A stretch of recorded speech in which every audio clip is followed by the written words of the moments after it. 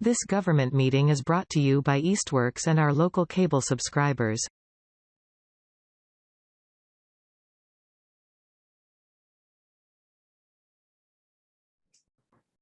All right, I'd like to call to order the April 11th Conservation Commission. I just want to say this meeting is being, I know we normally read a thing. I'm just going to say that this is a hybrid meeting, so there's virtual attendees. If you're attending virtually, raise your hand to speak, and we will call on you when you can unmute yourself and speak. Otherwise, if there's any like major technical difficulties where the Zoom goes down, we will have to, the meeting will be ended and all items will be continued, so that virtual attendees don't miss out on anything. I see. Okay. That's it. Are there any public concerns or non-agenda items? I have received any.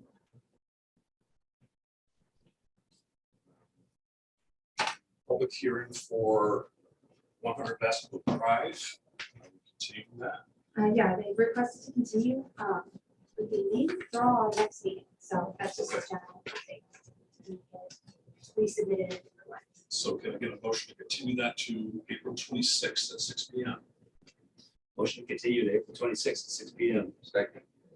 All in favor? Let's do roll call votes. I'd say let's do it because we have one virtual attendee. Okay. Okay. Roll call votes. Commissioner Patrick. Aye. Commissioner Whitmore. Aye. Commissioner August. Happy. Motion passes. Commissioner Aye. Lisa. Oh, sorry. I forgot her already. This is confusing. Aye. I know. I swear to God, I went to push that. Amazing.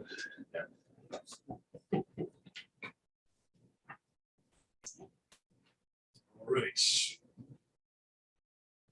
Public hearing continued from March 28th for a notice of intent by Berkshire Design Group on behalf of Investment Real Estate LLC.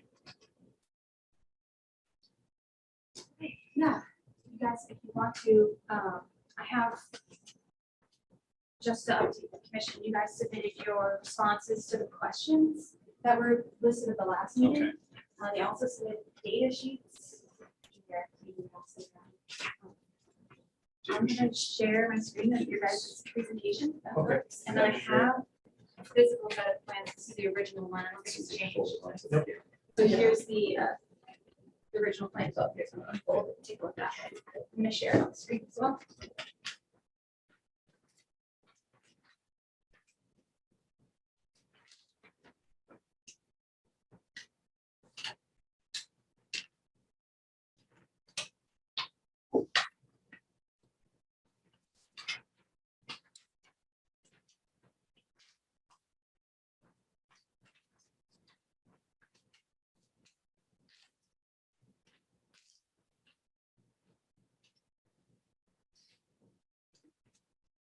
So I wasn't here Yes, for the last meeting. but we needed you. Okay. Yes.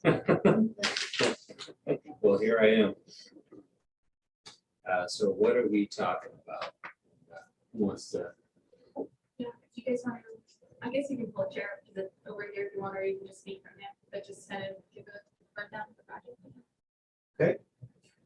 My name is Doug Searle. I'm with Berkshire Design Group, and was at the previous hearing. And along with me is Chris Chamberlain, who's one of our principals of the firm and also an engineer, who's joining me to help explain some of the more technical stormwater questions that we had at previous year. So, and also Jeff Square is, although not visible on the screen, he is currently attending remotely. So I'll back up and say that this parcel is 9 Coleman Road, or it's also a main rear street in Easthampton. It is a move-in storage facility that's split between the town of Easthampton, the town, or city of Easthampton, and the town of Southampton. And we're going to review the stormwater infiltration basins and existing facilities to proposed facility. They're proposing 7 new buildings on site, majority of which is on the Easthampton side. of this, and so a small expansion of the asphalt surfacing around the site, and then some stormwater facilities to be able to accommodate that. Through the previous hearing, there was a whole series of questions that surfaced, and we provided responses that are here in front of you now. So what we were hoping, unless there are other initial questions, to walk through kind of at least these questions and our responses to them. That's okay. Sure. Okay, great. So the first question was clarification on how basins will be accessed for maintenance despite the proposed fencing around the site. And in the Easthampton site, so if we could, that is a good slide. I'm going to walk up and point to this for those here live. It's not shown on the plan, but there is a gate proposed on this side of the site, I believe here, where maintenance would be able to come through and access this site for seasonal mowing of the perennial vegetation. So it's all perennial forbs and grasses that are proposed for maintenance in this basin, and the basin is proposed in what is in Southampton. And for the Southampton site, there are 4 parking spaces that are proposed. You don't mind moving the map towards the left side of that picture. These 4 parking spaces here, this outside the fencing, and so maintenance can just access directly from that location there. Second question were data sheets that were requested for the wetland delineation. So Ward Smith of Wendell Wetland Services had provided those, which are also in front of you now. Sorry. Third question was clarification on the current mowing patterns and rationale. So currently the lawn area is maintained between the existing storage units and Coleman Road, which is here. And where the existing site has a grade change where it kind of begins somewhat near where the town line is, where it begins to get into wetland features here. And so the mowing kind of stops at that location, generally just following that grade change. For regular mowing, this kind of wet hayfield is mowed on rare occasion by the existing use, as shown in Google Earth right now, but it's not regularly mowed, but generally it's stopped at that location. So what is currently proposed is only seasonal mowing of the perennial vegetation that would be there on an annual basis potentially. And then of the existing lawn that would still remain around the site, that would be mowed on a regular basis. So a comparison of the existing and proposed conditions for stormwater. I want to see if I can. Sure, and so just so quick summary for, I guess, folks who weren't here last time, I wasn't either, is that, we're unfortunate to have kind of site with marginal soils and high groundwater. So we've ended up with what I'll refer to as an old-fashioned stormwater system where the impervious areas are collected. We have stormwater treatment on this basin, which is technically in Southampton, through a grass water quality swale and sediment forebay, which leads to a large, relatively flat open storage basin controlled by a 10-inch outlet pipe leading to a level spreader, which then eventually runs off toward the wetland area. And this detention basin is directed through a stormwater quality structure and then into, again, a large open detention basin with a 12-inch culvert outlet, again, leading to a level spreader and running off into the wetland areas. Because of groundwater, which is at 24 inches, there's really no opportunity to do stormwater infiltration, but we have met the other stormwater standards to the next further regulations. There were some questions about the bottom of the stormwater basins relative to groundwater. So we dug 4 test pits, 2 in each of the detention basin locations, finding in 3 of those test pits seasonal groundwater to be 2 feet below the surface, in the third one 2.5 feet below the surface. So the bottom of these basins in all cases is right at 2 feet below existing grades, so therefore equal with seasonal groundwater elevation.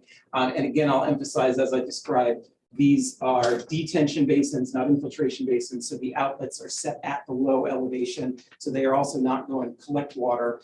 There's another question coming about that sort of interaction. Seasonal high groundwater is typically where that water comes up each year. There may be instances where the groundwater is trying to be a few inches higher than that. In that case, a small amount would leach into the basins, but because of that large diameter pipe at the low point, it would immediately be evacuated, and so the storage volume remains the same. We've provided all the stormwater calculations showing that for each of these points separately, as well as the site as a whole, we're reducing peak runoff rates.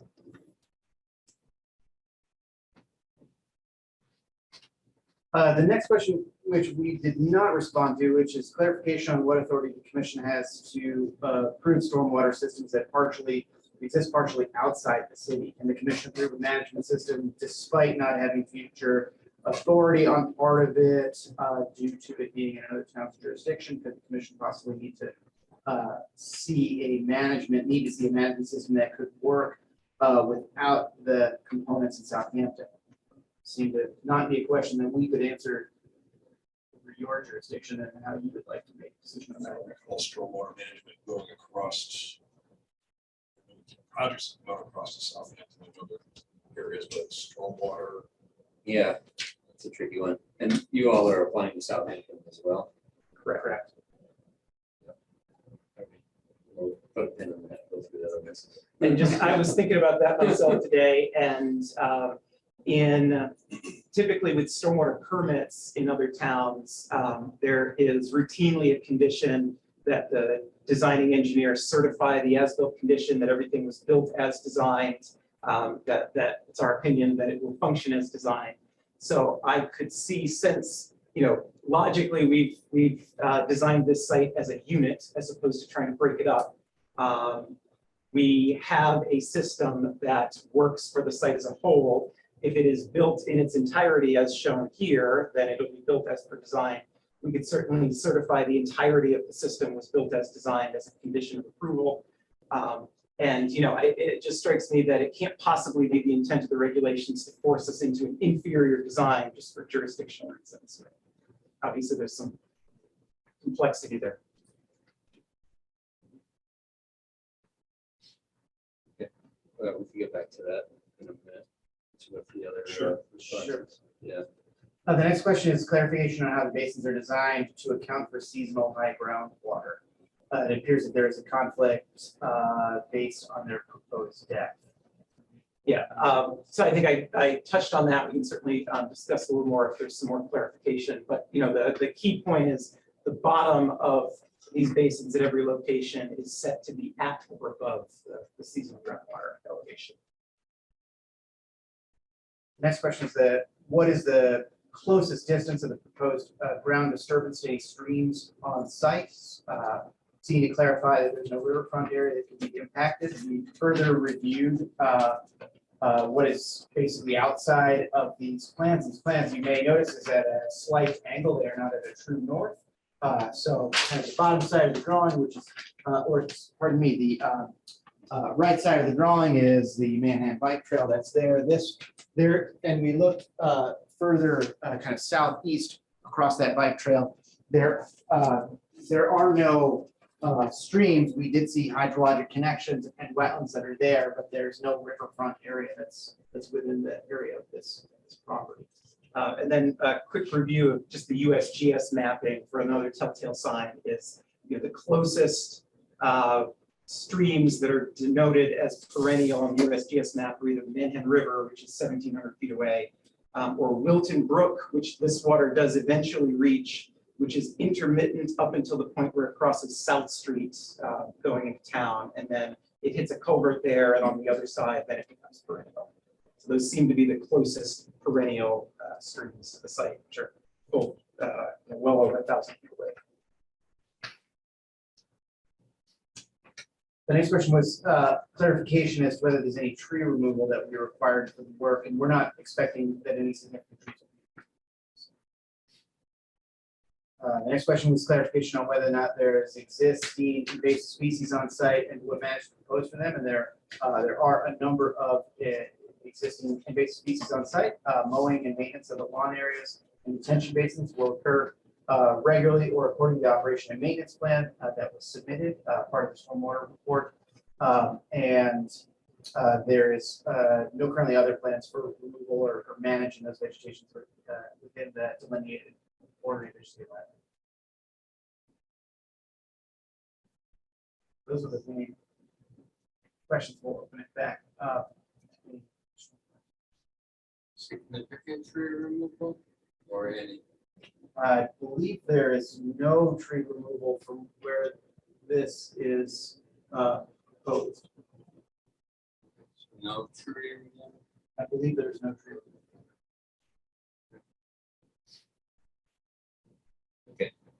removal. So stormwater related questions. So we have both, this is both a stormwater permit under the Easthampton stormwater ordinance and I noticed Lieutenant Wetland Protection Act stormwater rights, right? Stormwater wise, right?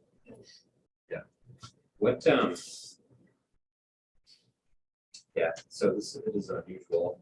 Kind of I like, what you're saying about, providing an engineer statement for the whole site makes sense. When I think of stormwater under the Wetland Protection Act, I sort of think about just the stormwater management standards being met basically at the discharge point. So it's kind of like the resource area that's being protected. Whereas under the stormwater ordinance sits the land uses more so, not the discharge point as much. So I don't know, kind of my thinking on the matter is that the really of concern to us is the stormwater, is the discharges in Easthampton town boundary, which there are a few. And that's, it's really the basin one, the majority of that land use is in Easthampton, but the treatment is in Southampton mostly. It discharges to wetland boundary in Southampton. So it kind of seems like that is not something that we would review, would be that, or we could from the purpose of the land use changes in Easthampton there. So like it's a little bit complicated, but I guess I'm going to assume that Southampton Conservation Commission will be like, reviewing Basin 1 relative to the Wetlands Protection Act. And the site will have an operation and maintenance plan that will cover like the whole site. So Correct. Once everything's done, we really don't have to worry about. And I believe Southampton has both Conservation Commission review and stormwater permits. Okay. I wasn't actually sure on that if they had that stormwater, bylaw or whatever. I've been in communication with their chair of the Southampton Conservation Commission. She's actually here tomorrow, Hank, but it was they have issued the order of conditions for this project, but it's going to be reviewed by their planning board for this stormwater. That's good to know. Hi, Marla.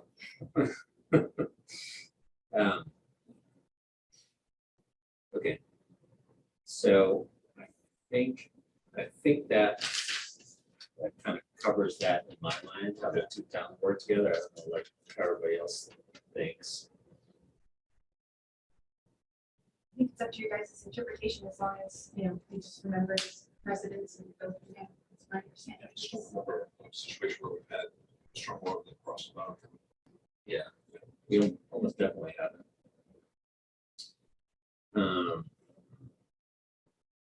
Okay.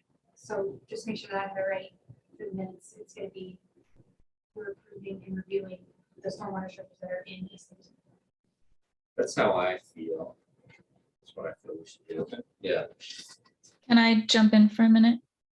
Don't Yeah. we have to consider, since they need the one that's in Southampton to meet the requirements of our stormwater ordinance, don't we have to review and consider all of it? Because I think what you said about the Wetlands Protection Act makes sense, but from the stormwater ordinance side, they can't meet the requirements without both basins.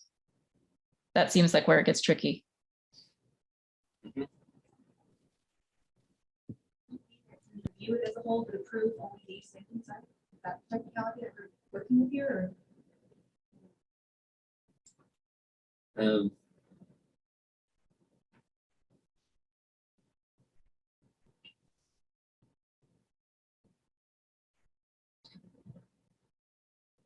Yeah, I mean, I guess,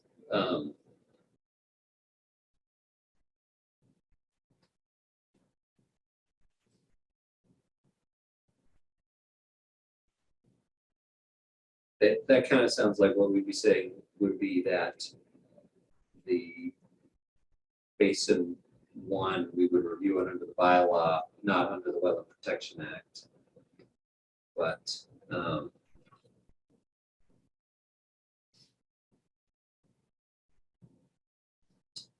I would really think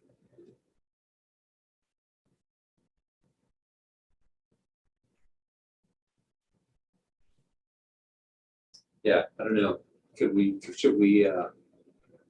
talk to Marla and see what do you think, Southampton, about this?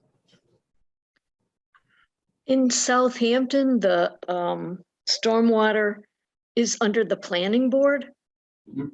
The town has a stormwater bylaw and it's under the planning board. It's not under our jurisdiction. So it makes it challenging. I know they have been in touch. Mr. Squire, could you speak to what you've gotten from our planning board?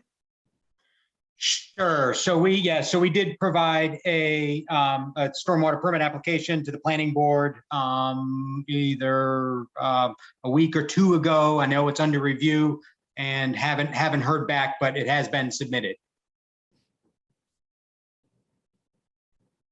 Okay, I guess what I'm thinking is it wouldn't make sense to double review it because we wouldn't want to have, we wouldn't want to have conflicting opinions on a system. And I kind of feel like for me, I would be comfortable assuming that even if that stormwater system needed to function properly under the Easthampton stormwater bylaw, that the review of that system by the Southampton permitting authorities would kind of like ensure that would happen for us, because I wouldn't want to oppose something upon it and have it conflict with some, Southampton rules or something like that. And I think it might be a different situation if there were different standards in each town, but in this case, we're all working with the Massachusetts stormwater standards. Yeah. And so in Southampton is the town. So the planning board stormwater review would just be for the stormwater basins, basically, right? It would be the site design other than maybe a corner of a retaining wall in a building. I believe that's right. Of course, the basis of design for basins is all of that land that's draining to it. Right. Yep. And we did need to get ZBA approval from Southampton as well, just to, as another layer of review. Yep. Yeah. So, I mean,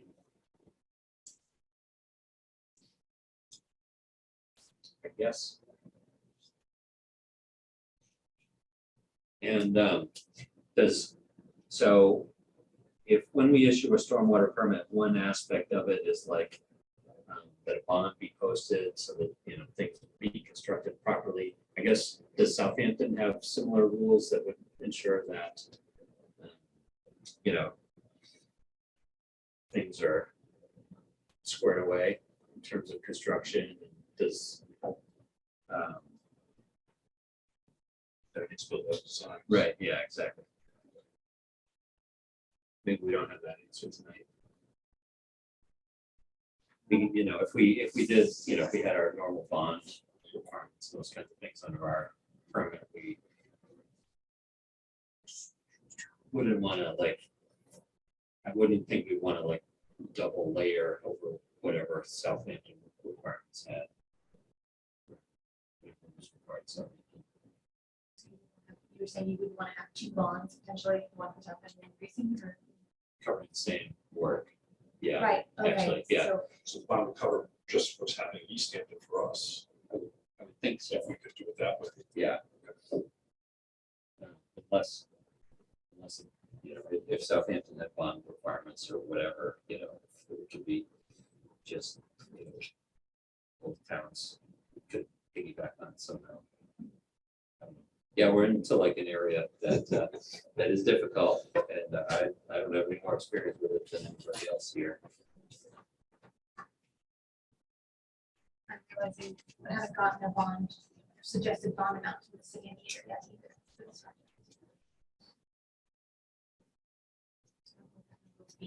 Right. But I can ask him to review it and try to get both numbers. Just the Easthampton portion and as a whole. So do we know if Southampton requires a bond for projects of this nature? I don't know, I can't speak to it. Marla, you may be able to speak to that, or you may not be able to.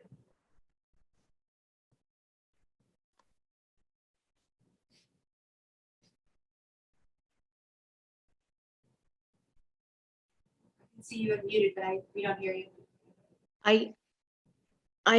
I'm having a problem understanding you. It has to do with your microphones because I don't have any problem hearing Julie or Jeff, but it's you all around the table, so it's challenging to hear you.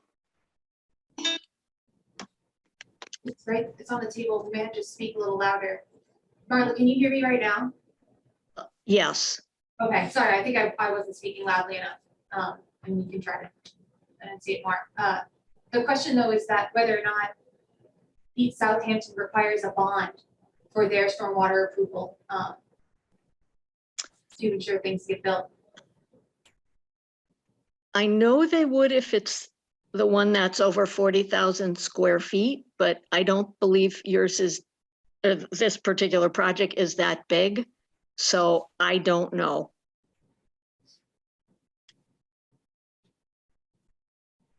Okay, thank you. That's helpful. But we're going to require it anyways, correct? I would think so. I think we do it for every project. Yes. So, yeah.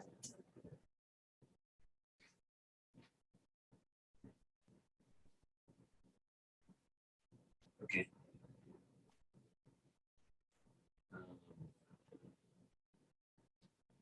And Cassie, you said you talked to Southampton a little bit. So I've been in communication with Marla Hank, the Southampton Conservation Commission Chair, about their review. They have closed the hearing, closed the public hearing. They're going to issue an order of conditions. There are two site-specific, project-specific special conditions that they considered. One was no salt use on paved areas. That's a small portion of the project that's in Southampton, but I think this commission could consider it. And then also they have a requirement that for the first 2 years after construction, you must review the site for invasive species and remove those that are found. I know that we typically have just an in perpetuity condition for that. So the two may work in tandem as they are, but we want to have something specific for the first 2 years. Yep. But yeah. When is the stormwater going before planning board review? Question. Jeff probably has the answer to that one. Yeah, we haven't been given a date yet. I know it's under review, but we haven't been given a date yet. All right. Maybe we should talk to something.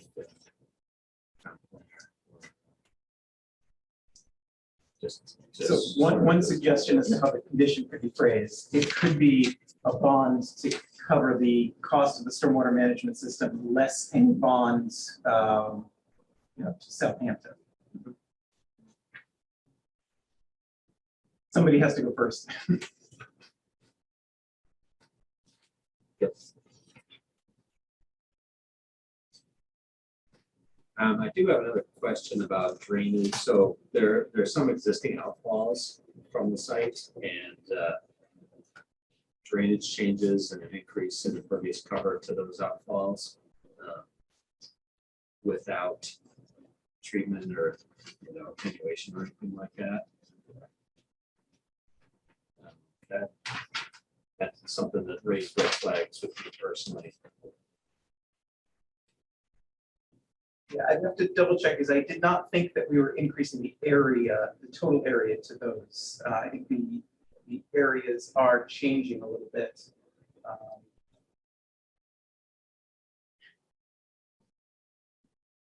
But I'll admit that when I was refreshing myself for tonight, I overlooked that part to be able to answer that specifically. So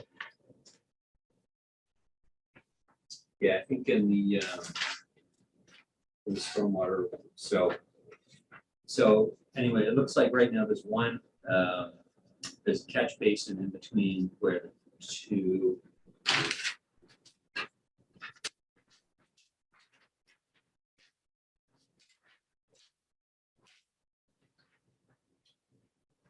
Yeah, so there's an existing, what is it, 15-inch outfall to the resource area with 1, 2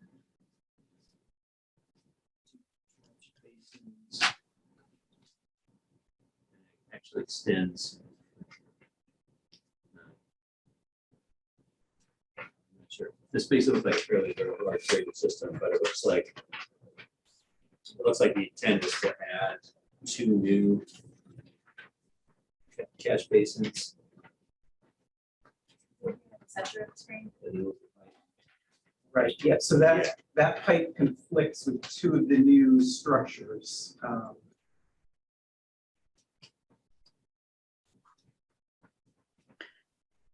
Yeah, I think the goal was to, as Chris pointed out, there is an existing drain pipe that passes right underneath the 2 of the proposed buildings.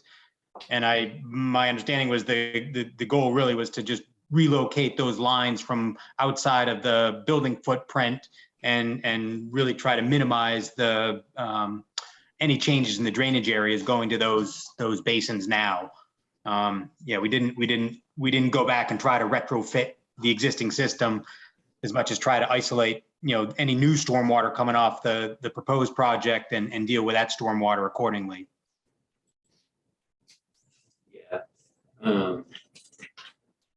So there's 2 new catch basins being added to that, but also the area around it is going to be paved. So this will increase the impervious cover going to that drainage system. That outfall. I would expect peak flow attenuation to apply to that. Those changes to that point, because it's not redevelopment there. I mean, it's kind of redevelopment, but there's new development going there system also. Sure, and I guess in terms of the peak flow rate, we saw that contributing to the same wetland area as the outlets from the detention basins, which in particular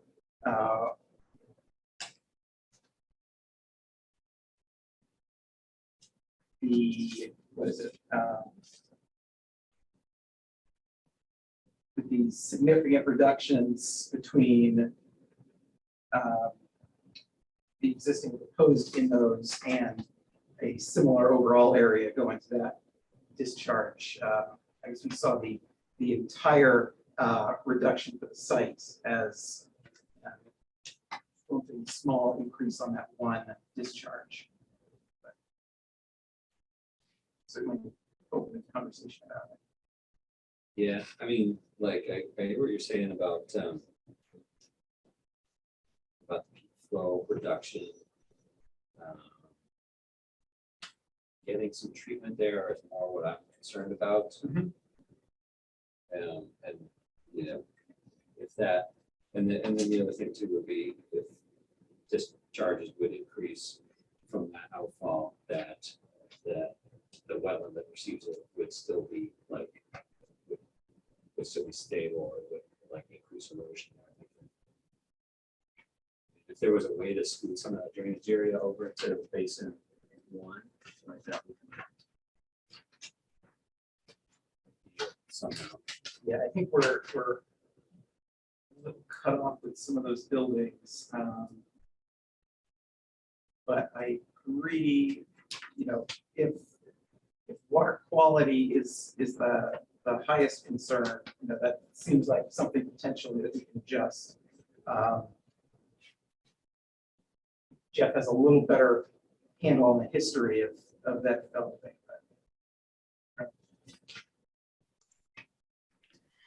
Did we look at water quality on that one discharge?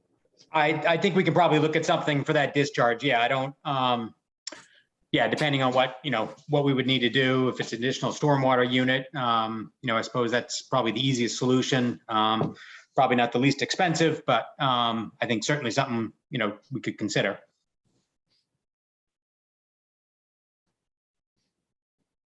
Yeah, and what do we know about that outfall too? Is there any like erosion there, you know, or anything like that? Or is it? Not that I've noticed in the field. It's a pretty, you know, once you get to the bottom of that, the toe of that slope where the wetland begins, it's really pretty heavily vegetated. You know, there's a lot of herbaceous grasses and material down there, and I didn't see any evidence of, you know, scouring erosion at any of those outfalls. Flattens out pretty quickly right at the bottom of that slope, doesn't it? It does, right.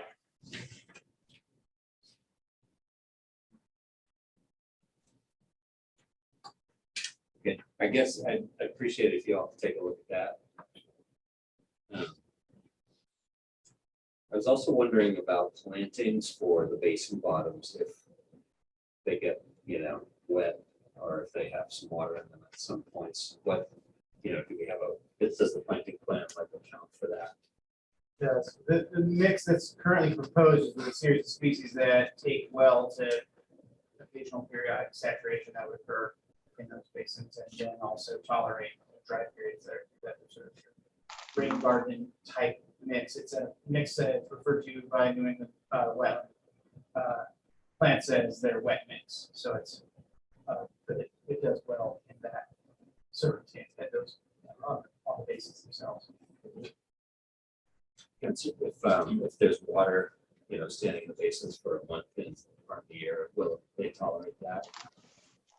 I guess I don't know if they tolerate like full aquatic saturation of sitting there, but I don't think we're anticipating that there's going to be standing water in there for lengthy periods of time. Yes, the surface water will drain away. Certainly, the bottom of the basin in the spring, particularly, will be, you know, saturated soils, but not submerged. We have a history in town of water basins that end up a lot wetter than anybody thought they would be. So I guess that's why I'm asking. Sure. Yep. And then there was another, I think one of the DEP comments was about perimeter erosion controls and that kind of thing. Yeah, the drawings don't really show like a heat metal barrier or, you know, filter sock or, you know, that kind of thing. And what are your plans for construction?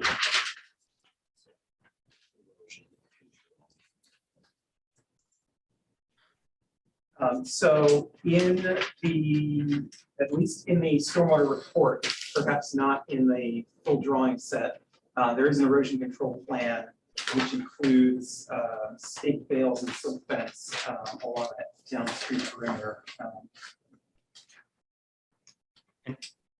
And the plans do indicate a row of erosion control at the outside perimeter of any disturbance. So there's a heavy dashed line that indicates the erosion control barrier. Oh, I see. Okay, My eyeballs are glossing over that. It's like a grading limit. I see. Sure.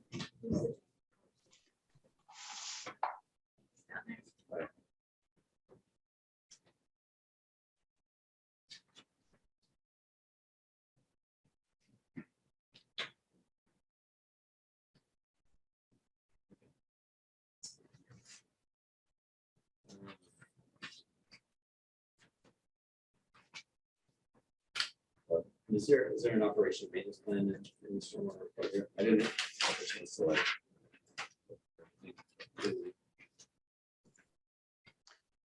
Yeah, I believe there was one included in there. C, which is most of the way toward the end.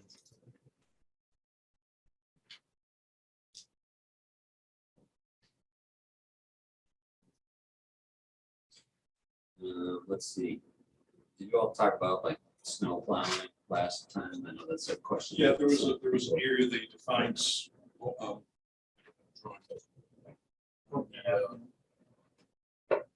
Right side, that snow is restored.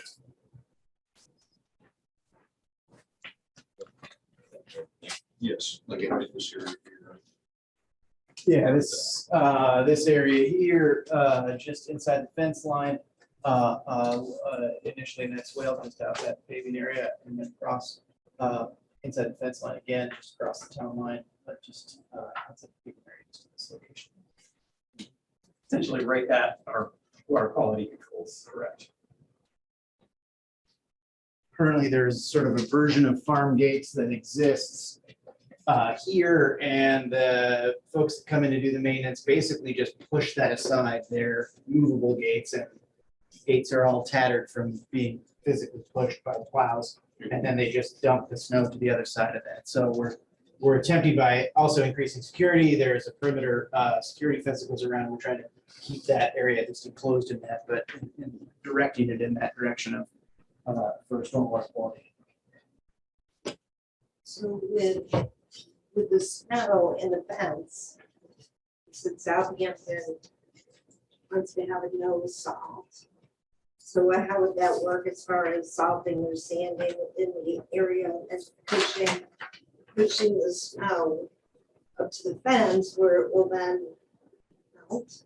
So how would you be, what would you be doing with the in and around the units to make sure, you know, your clients are safe so it's not slippery, but if you put salt in there and they're eventually pushed to the side and it goes to the fence? I mean, on any site where we're imposed with a condition that no salt be used, then sand is the option. Oh, okay, so then those. And so that doesn't help melt the ice, but it does create a gritty surface that's at least safe to walk on. Could I ask a question, since we are within the same area? We had asked about mowing. And mowing, and you have the fencing. And how will people that are mowing access to mow without having access to the wetland? Because we don't want them to drive through the wetland to get to the area where they have to mow. Right, so they're able to go on the Southampton side, just outside the fence, so perimeter fence along here. So they park here in the proposed additional parking spaces, and you can access the site right here. And also for like annual mowing operations in this area. And then there's a gate that's proposed, and I believe would be proposed here, but it's not shown on the plans, where they'd be able to access and come along here, and then have just their annual mowing location there, and then be able to access just outside the fence for regular, more sod grass, lawn grasses. Does that make sense? So as long as they know not to access, to go through the wetlands to get to the areas to, Yes. you know, turning around, driving through. Sure, that makes sense. I think there's a kind of a clear delineation of grade change and it would be of existing sort of lawn, and then all of a sudden you'd see perennial vegetation growing stay within that area, stay within just in the lawn. There could be demarcation, there could be boulders or some sort of, You also wood have posts or something monuments there to marked protect that area. that boundary. Right now, the existing condition is that there is all of a sudden a steeper grade change of several feet. And so they mow up above in a more level area. And then where all of a sudden that grade change begins, is where the regular mowing stops. Does coincide with the wetland area. To some degree, or in that buffer. You can see it here. There's kind of a series of contours that are kind of steeper through this area, and then that's where it sort of stops in existing conditions. You can remove the basin from the visualization and sort of see the underlying existing contours. That area is currently what is mowed, and then that, which is all still outside the wetland, but that makes sense. Can we ask that in the order conditions? Sure, we could request that monuments be placed on the Easthampton side of the property. I suppose we can't say that we can do it in Southampton, but. So, but there's boulders or rebar type monuments. Okay. I have another stormwater question too now. Just in, so I see a couple of roof drains going to that existing drainage system too. And, so I was looking at the stormwater report here, and I forget, did you say 7 new buildings or 5? I can't remember. 7. Okay. Yeah, I can't tell what the gray boxes on the drawings markate. So there's 9 of these gray boxes on the stormwater report, and there's 11 on the full scale drawings here. And so I guess going back to talking about peak flow control and stormwater, the stormwater report figure, there's like a couple of roof drains that make it look like half of the roofs of 2 of the buildings are going to the existing drainage system, but it's not clear where the other, where the other roof areas are going. If it's just like falling on the pavement and running to where it runs to, Right, or so- how much, so basically what I'm asking is, where are the buildings that are proposed? Like, what are the limits of those, and what roof areas are going where and how? Or, within reason, given that probably it's not really designed yet. Yeah. You see what I mean?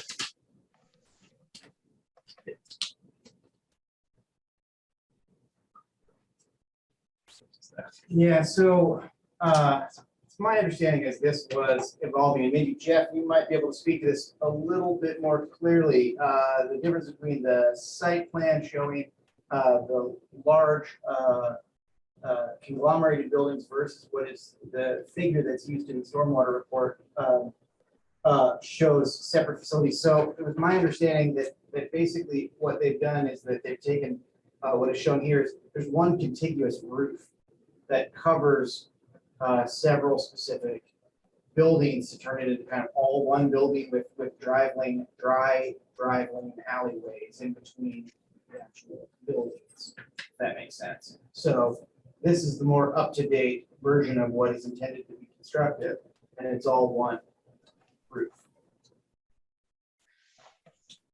Okay. Sort of helpful. And so the roof, where the roof drains go, so like, I just want to make sure that the roof area that would go to the existing drainage system would be pretty limited, Right, as so. opposed to down to the stormwater. Yeah, so regardless of the disagreement between the shading on the roof areas on the buildings in those 2 plans, it is still the intention that only the let's call them the two cells that are planned northernmost on this drawing, be going to the existing drainage system. And all of the other roof and pavement to the south of that is going into the basin number 1, Southampton Basin. And then with the Easthampton Basin, there are 4 units there, all of which discharge toward that Easthampton Basin number 2. The sort of existing units here currently have roof drains that are tied into the existing drainage system, but we're going to pick up the pavement which drains in this direction to capture that in the stormwater system. So there is some existing pavement here that gets captured by new detention basins. Which is why there's sort of that sawtooth figure in the proposed drain.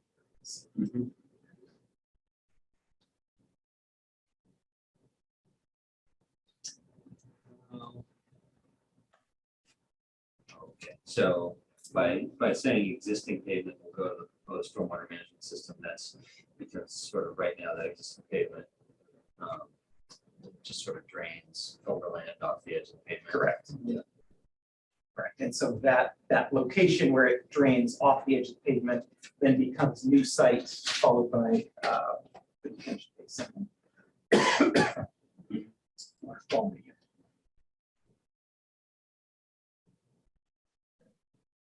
Okay, now I see the downspouts on splash blocks around the other. Right. Yeah. Okay, yeah, so I just want to make sure that we're careful about how much additional flow goes to that existing system. Right. I mean, ideally, it would be none. I would like to see treatment and then, but and I understand how peak flow is coming throughout the whole thing. Yeah, but Yeah, and I guess that wasn't clear earlier on, is that there is new pavement and roof going to that existing drainage system. There is existing pavement that is not going to that system, but is discharging directly to the wetland area, such that the total pavement area, I believe, is not that total pavement discharging untreated to the wetlands in aggregate is not increased. But how it gets there does change at the margins.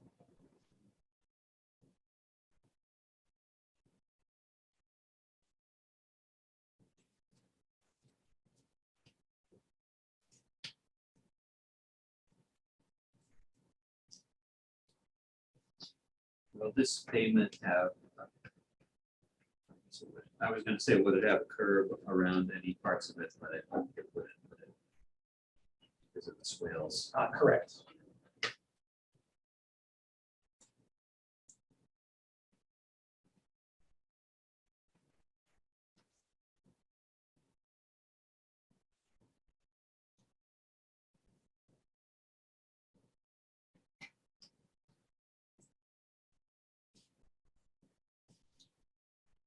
Yeah, depending on how well the pavement gets applied, there's some little areas where stormwater may, kind of head out between the buildings and down the slope without being intercepted.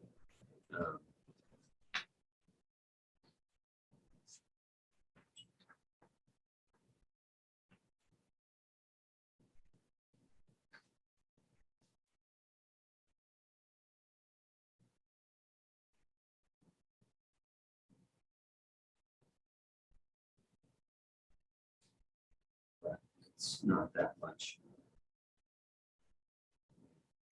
If like in between the southeasterly most existing building and the adjacent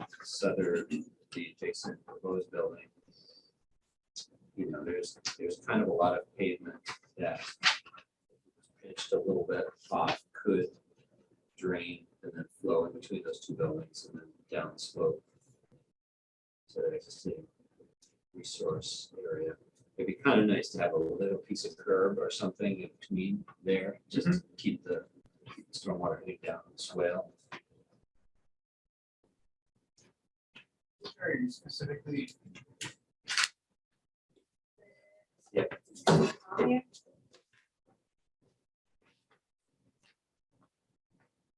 So like right here. Sure. Yeah, so this whole, if this pitches just a little bit that way, then you could get stormwater kind of going down.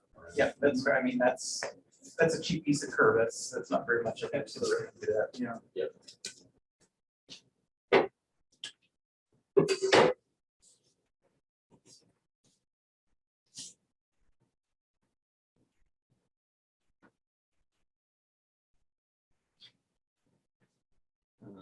Other than that, I think I am all set. So it sounds like the conclusion, or at least right now, where I am on the multi-town thing, is that our stormwater ordinance applies to the areas that are draining to the stormwater systems in Southampton. But that the Southampton review of those things should ensure that our ordinance is met adequately. And so this is where I am. I'd like to hear what the commissioners have to say. Because we don't really have anything special in our ordinance about performance standards.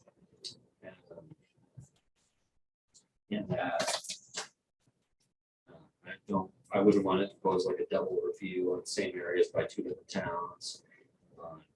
Nor would I want to pose like overlapping bonding requirements,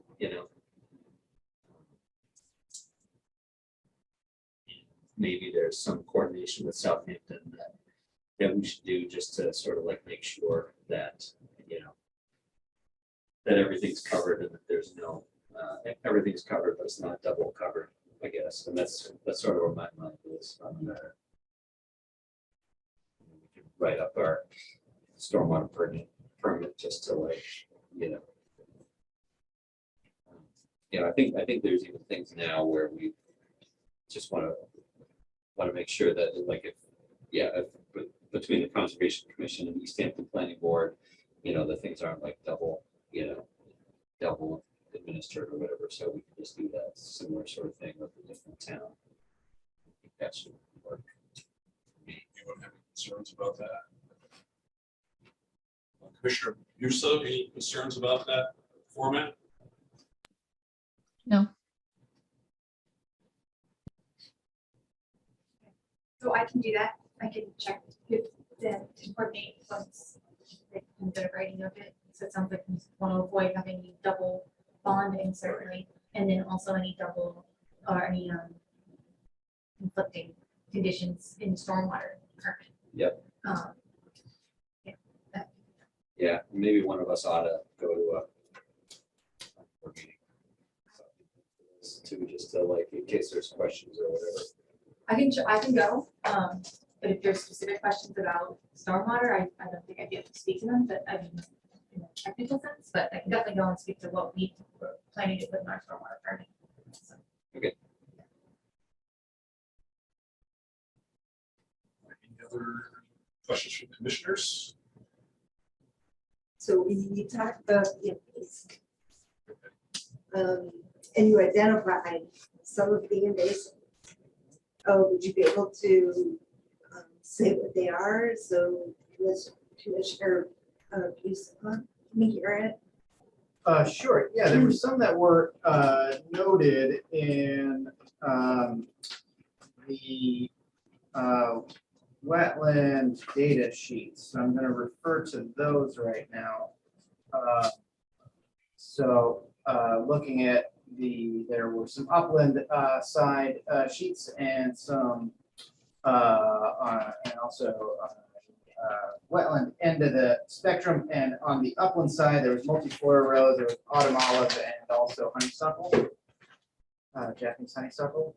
So those are the main ones that are noted. I don't. There's different ones than other than,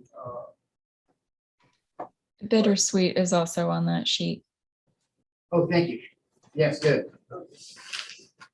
And the dominance indicators clearly indicate that the upland vegetation is dominated by invasives. So I think we want to look for some management there.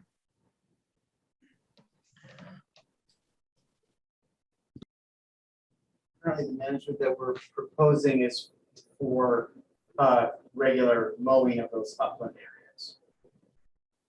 They're outside of the detention basins and outside of the buffer.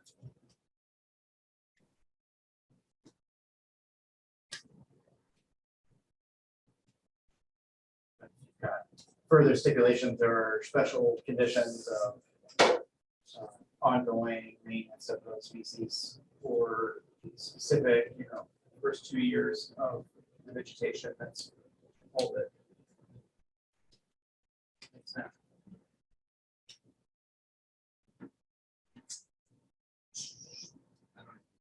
Do you or Julie? I don't know, Julie, if we should put that in the new order of conditions. The boilerplate currently has the requirement that an invasive species management plan be submitted as a pre-construction requirement. In this instance, they may submit that they're going to mow it, and that's their plan. And the commission could ask to see more at that time if they wanted to, like to see it then. We can add conditions certainly. Then the in perpetuity condition is that the invasive species must be managed on site in perpetuity. So.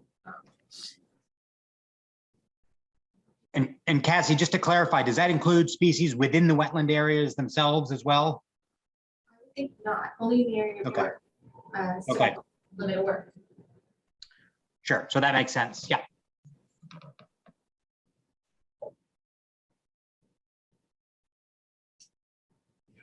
Questions from commissioners? Commissioner Busso, you're all set? I think so. Are there any questions from the public?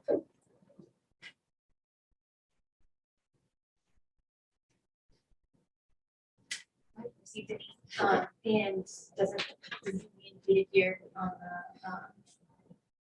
on this virtual setting. So I did have a question for some of the special conditions for an order of conditions if you guys want to Sure. talk about that. Let's do it.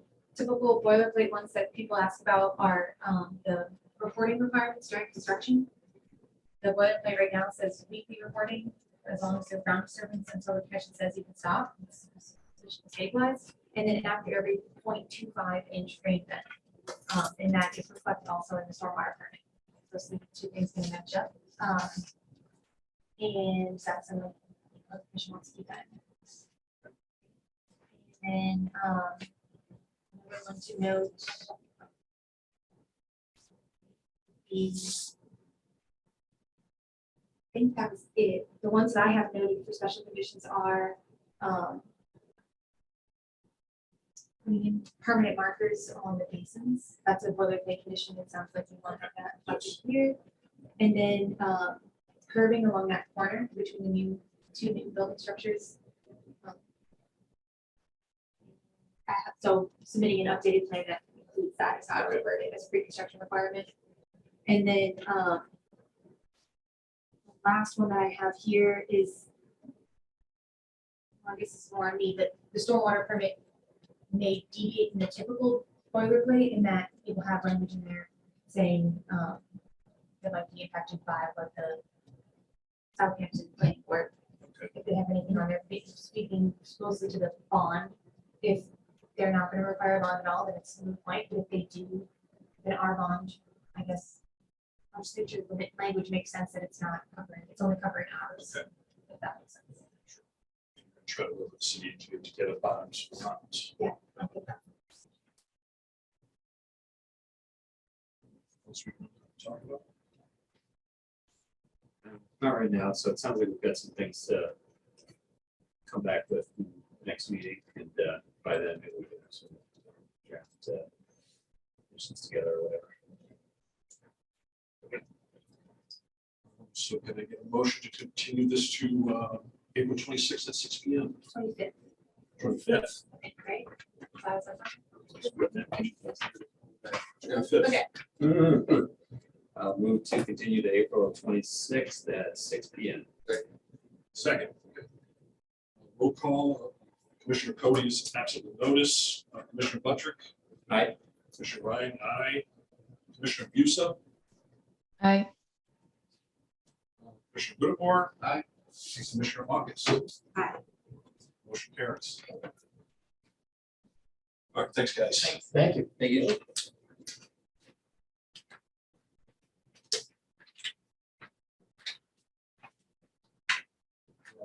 That all we have? nope, Nope. oh, yeah. Get started. Yeah, thank you.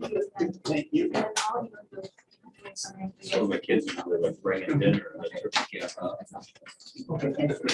Chew really fast, came back on. Power up. All right, public meeting request for determination of applicability filed by the city of Easthampton at 32 Payson Avenue. Map 53 lot 33, installation of new communication tower.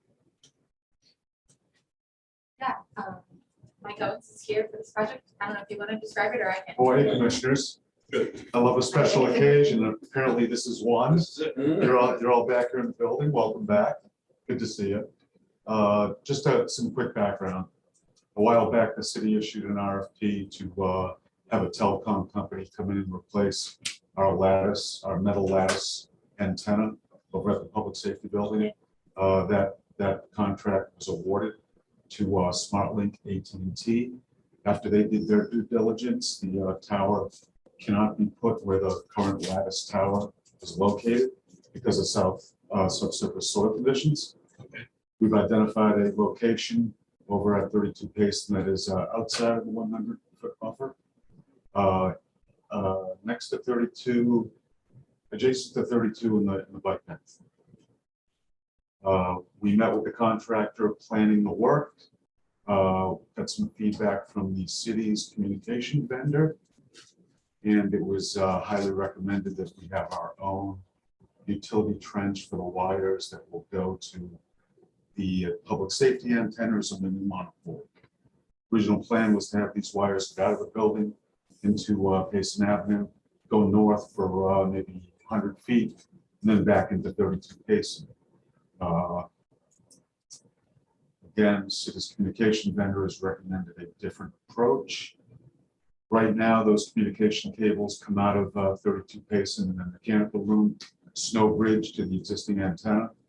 What we're proposing is a trench across the parking lot, then across right next to the parking lot to the new location of the monopole.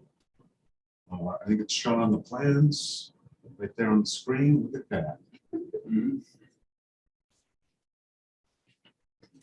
So RDA for this work, and I believe we are just within the 100-foot buffer.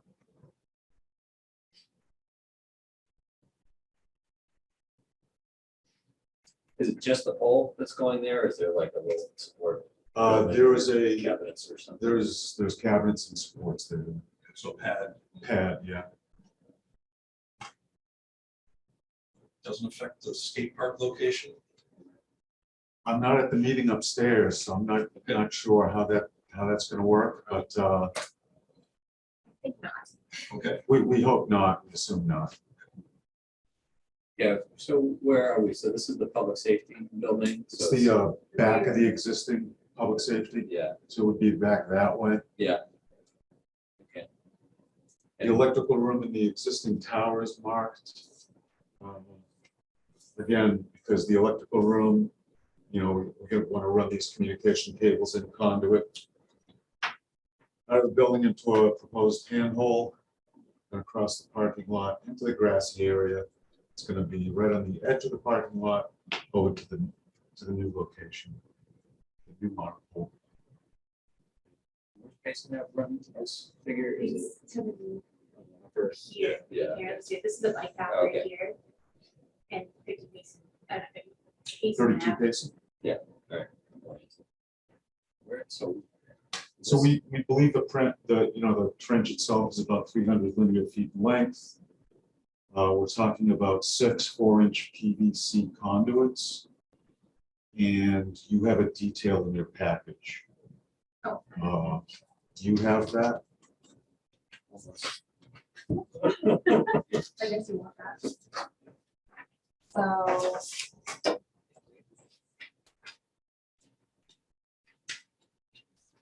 Bottom of the trench, probably no more than 12 or 14 inches in width. Top of the trench, about 3.5 feet in width.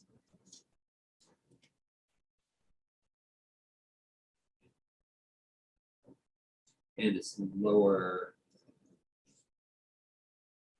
That's Rubberfoot Pond, that's the resource area. Yeah. And then there's also like, I can actually show you the original delineation that we got from SWCA. I believe you have an original delineation from SmartLink and AT&T's consultant. Yeah, so there's this pond buffers on the big mark that was from the pond itself. And then there's also this kind of basin that is now. That's coming through. And the, from where the trenching and earthwork are, like the ground surface sort of slopes down towards the parking lot from there, right? It's not, I can show you some site visit pictures actually. Yeah. This right behind the cars here, it slopes down towards the space. And then I would say that's the case here on this corner as well. Then when you get here, it might go back up again, but I can share the pictures of the site visit.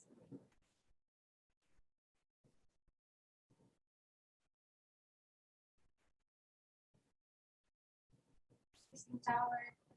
So it's gonna come out from here, the side of the building. You can see my cursor at all. Down to where I took the picture from. Make a corner here. And then carry on. The cars are kind of in the way, but in between these trees, the curb is like here, if you can see it. Okay. So it kind of, I don't know, 5-4 feet between the tree and the curb here. You can see it slopes down.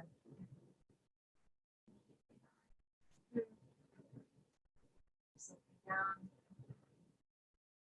There's the pond farther beyond. There you go. That's the best picture right there. Down that way. This is generally the location of where it's going to lead to. And we're standing right now at the corner, the opposite corner, where it'll start veering. Go up again. Makes the radius towards the location of the proposed tower or monopole. Yeah.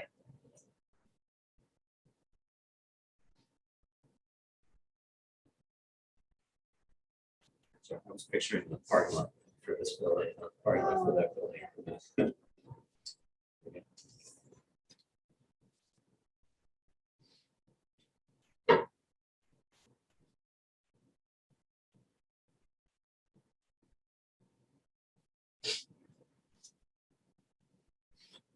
I guess I'm thinking that this doesn't seem like a big deal. It might be nice to have like some erosion controls along the top edge of the. I've, pardon me, I've told what are these folks again? They are SmartLink AT&T. They should expect to put a sock on the wetland side of the trench and get seed established as soon as possible. But this is gonna be like opened up and filled right in. Yes. Right away, so it's not gonna be left open for weeks and weeks. No. Depends if your electrical inspector is actually on vacation. Had that happen before, so. Yeah. It's the only comment I have really. Concerns from commissioners. Commissioner Busta? Yeah, I don't foresee any wetland impacts as long as there's erosion controls in place. I'm fine with it. Are there going to be impacts to the existing trees that are along the back of the parking lot when they dig the trench? I wasn't fully able to understand where the trench was proposed when Cassie was showing the pictures. You know, I would expect they're going to do field adjustments based on trying to avoid large routes and any underground electric serving the parking lot lights. Because the intent is to have it between the trees and the curb. Was I understanding that correctly? That's, Or is that's it? the intent. That's what's shown on the plans. Mhm. They'll have to field locate this, and you know, the city has a plan for a solar canopy back there. So if your concerns are regarding the trees may not be there in the near future.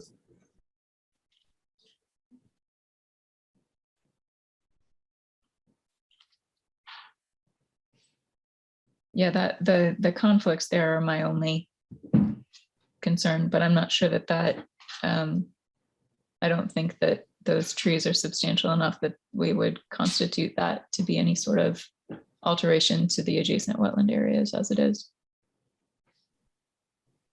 So I don't think it's an issue for us, just more of a logistical issue. Yeah, I understand.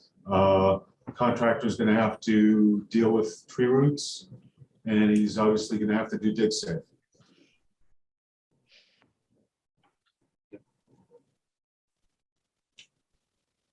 Any other questions from commissioners? Any questions from the public? I know what they're up against doing that trench. I've done one like that. Luckily, they're doing PVC, so it moves. So it's good. You're actually more interested in that canopy they're putting back there. That's not on I'm our not agenda there. tonight. I know. Not our meeting I was just agenda. thinking. Yeah. I haven't received any public comments and I don't see anyone indicated here. So. So our only condition is erosion protection on the wetland side of the trench. Yeah, so let's see. I This would think be it's a gonna be- negative I type. think I handed out that, I think you want a negative type. 3. Oh, Three with the condition of no, okay, so. Okay, you want negative determination type 3, in which you can, the work described in the request is within the buffer zone as defined in the regulations, but will not alter the area subject to protection of the act. Therefore, said work does not require the filing of notice of intent, subject to the following conditions, if any conditions being.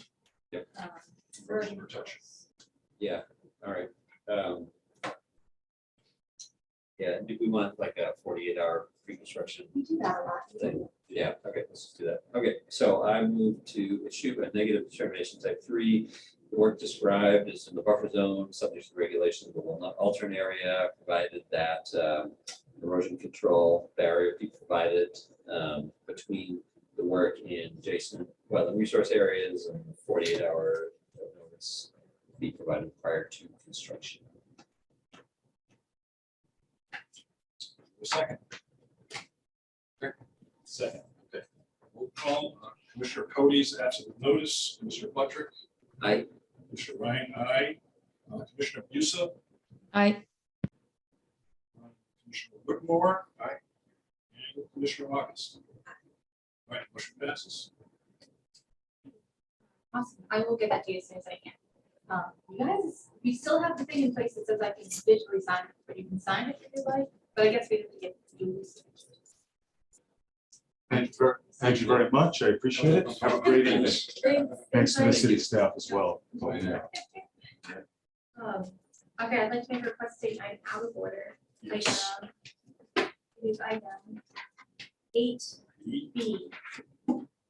A motion to take item 8B out of order. Take 8B out of order. Second. Second. We need to do a roll call vote on this. I guess Yeah. technically, but. too. Yeah, technically, yes, I guess. Okay, well, Commissioner Cody's absent with notice, Commissioner Buttrick. Aye. Commissioner Ryan, aye. Commissioner Busa. I And Commissioner Whitmore. Aye. Commissioner August. Motion carries. All right, so we're looking at 39 Northampton Street. So, the property owner is here. Thank you for joining us. Yes, thank Thank you you for for coming. having me. Yeah, Jake Jeffers, and I received a link from the public that there was potentially work being completed within this property, which is looking on the publicly available mapping, shows it to be potentially within the 200-foot riverfront area, as well as to contain priority habitat for the endangered species portion of it. And we did a site visit, Jay, Brian and I completed a site visit on the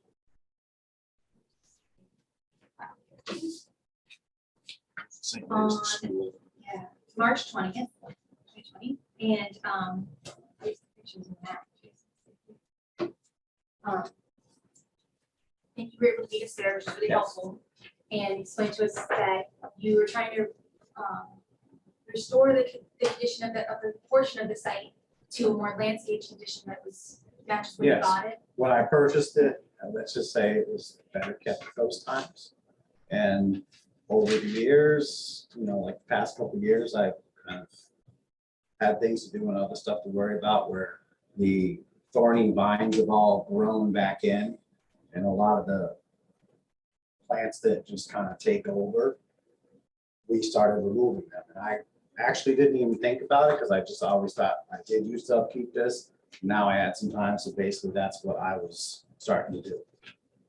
So I'm just here to talk to you guys to see about solutions moving forward and what we can do and things like that.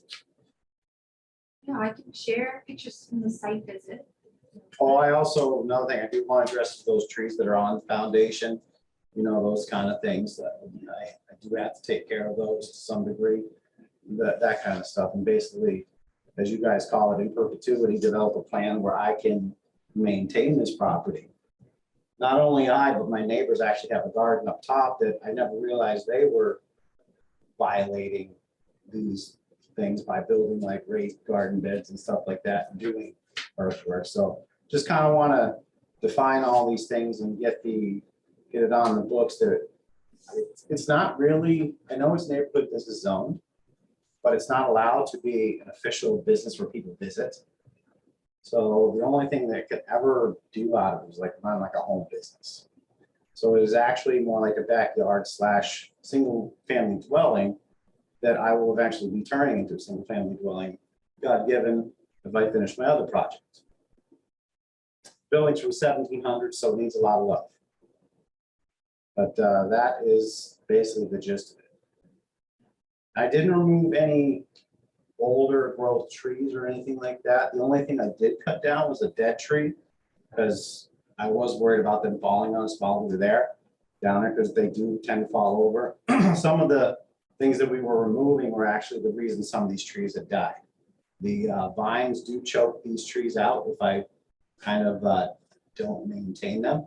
They get wrapped around there and they kind of just cut off all their circulation, and that's eventually what killed the 3 trees that I was going to cut down. And also, the area where I was cutting the trees down was historically open and able to be seen because it actually has a foundation there, and right there next to it, they used to park cars, and there was also another foundation farther up. Oh, got pictures here. Yeah, so back here was actually the foundation. I know it's hard to see there, but that's the one tree that I did cut down. It's obviously been dead for a while. And as you can see, the town has left their mark as well, and I've been doing our best to clean up any leftover water department debris and debris from my neighbors who just tend to throw trash down the hill. And I'm not going to say they were dumping things down the hill just the other day, cleaning up their yard, which after finding out this, that's illegal too. So I'm not your guys' enemy. I actually do have a history in the biological fields. I have a Bachelor of Science from UMass Amherst, and I've worked in and out of the biological fields for many years. So I just want to develop a plan where we can come together and I can maintain the property the way that it was when I purchased it. So the log, all those log pieces, were those from someplace else? Oh yeah, so that's the thing I left out. My brother, I gave him permission to do wood carving. He owns Beyond Green Construction in town. We actually, another thing we do is we install renewables. So we are about the environment, but I gave him permission to bring those logs in. That's why I was wondering. I didn't know if somebody called because I saw those logs. Because we did drop them off the day before. It's from a plot of land. It's not in Easthampton because it just crosses the line, you know, where 66 and Glendale come together. So these are trees that are from the area that somebody clear cut for building a place, you know, a house. So I told him he can bring them over, cut them up and do chainsaw carving. That's basically all those for. That's what that platform is for. Yeah, and that's pretty much where he's got the logs right now, so they don't rot in the dirt.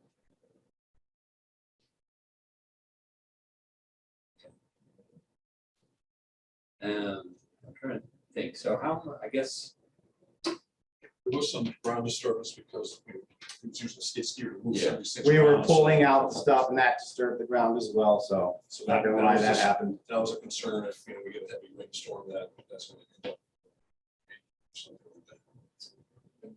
This is including what you did. This is an area just, so the Yeah, that's the foundation right there. See, to the left in this image would be where that platform was for the carving. Yes. yeah, this foundation kind of goes like this, even though it's under all this debris. It comes like that. I mean, I might see if I can build another outbuilding sometime in the future, but not right now for sure. We did clean that out with the skid steer as well.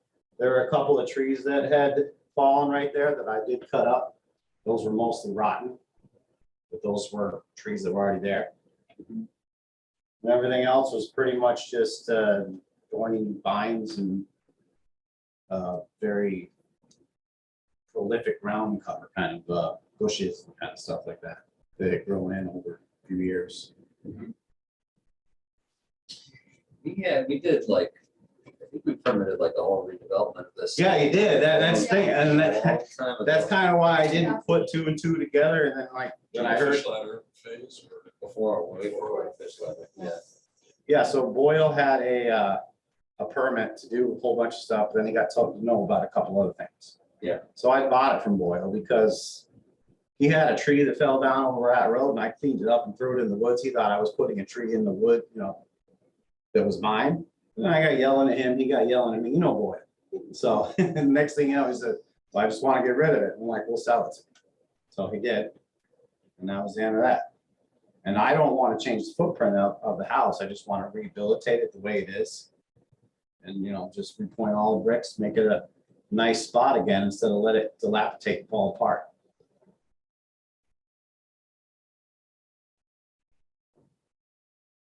And I do not plan on taking any trees down that are, you know, good trees and stuff like that. And I also do plan on planting more. I would like to add some, you know, birch trees and whatnot to the area. So anything you think of would be good to add to any disturbed soil, just let me know. And those are definitely things I can try to work into things.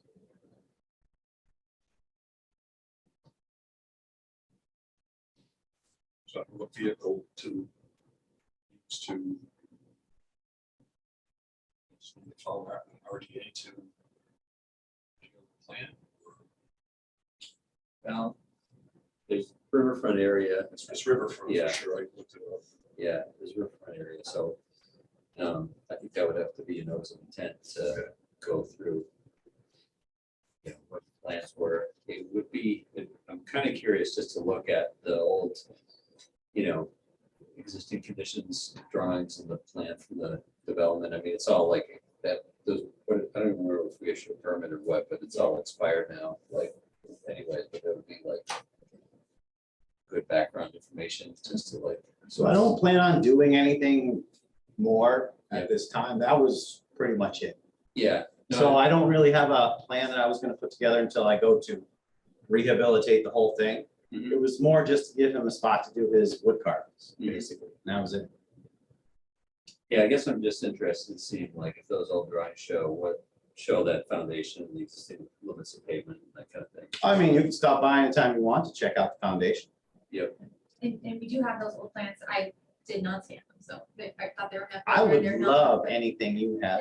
Yeah, oh, that's easy. just I have some of scan Boyle's old plans and things like that, but you know how it is. He's got his bias towards a certain way and things like that. And I like the map you sent me shows the actual right of way for actual town people, which opened my eyes to a couple things. So now I do know that, you know, kind of where that goes. Is the GIS right away actually, what is that? Is that kind of like an official thing or what is that? So what you're describing is from the city Yes, GIS yeah. system, and it does, it's depicted there. I don't know, you might want to talk with the assessor to make sure, because they generate that.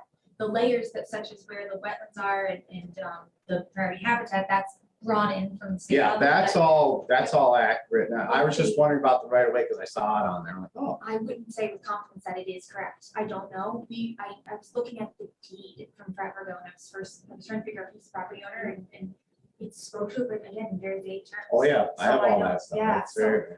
I don't know if that is the final say or not, the right of way. I would speak. All the language with this property is very, very vague and ambiguous. Like it didn't even have an address until I had it.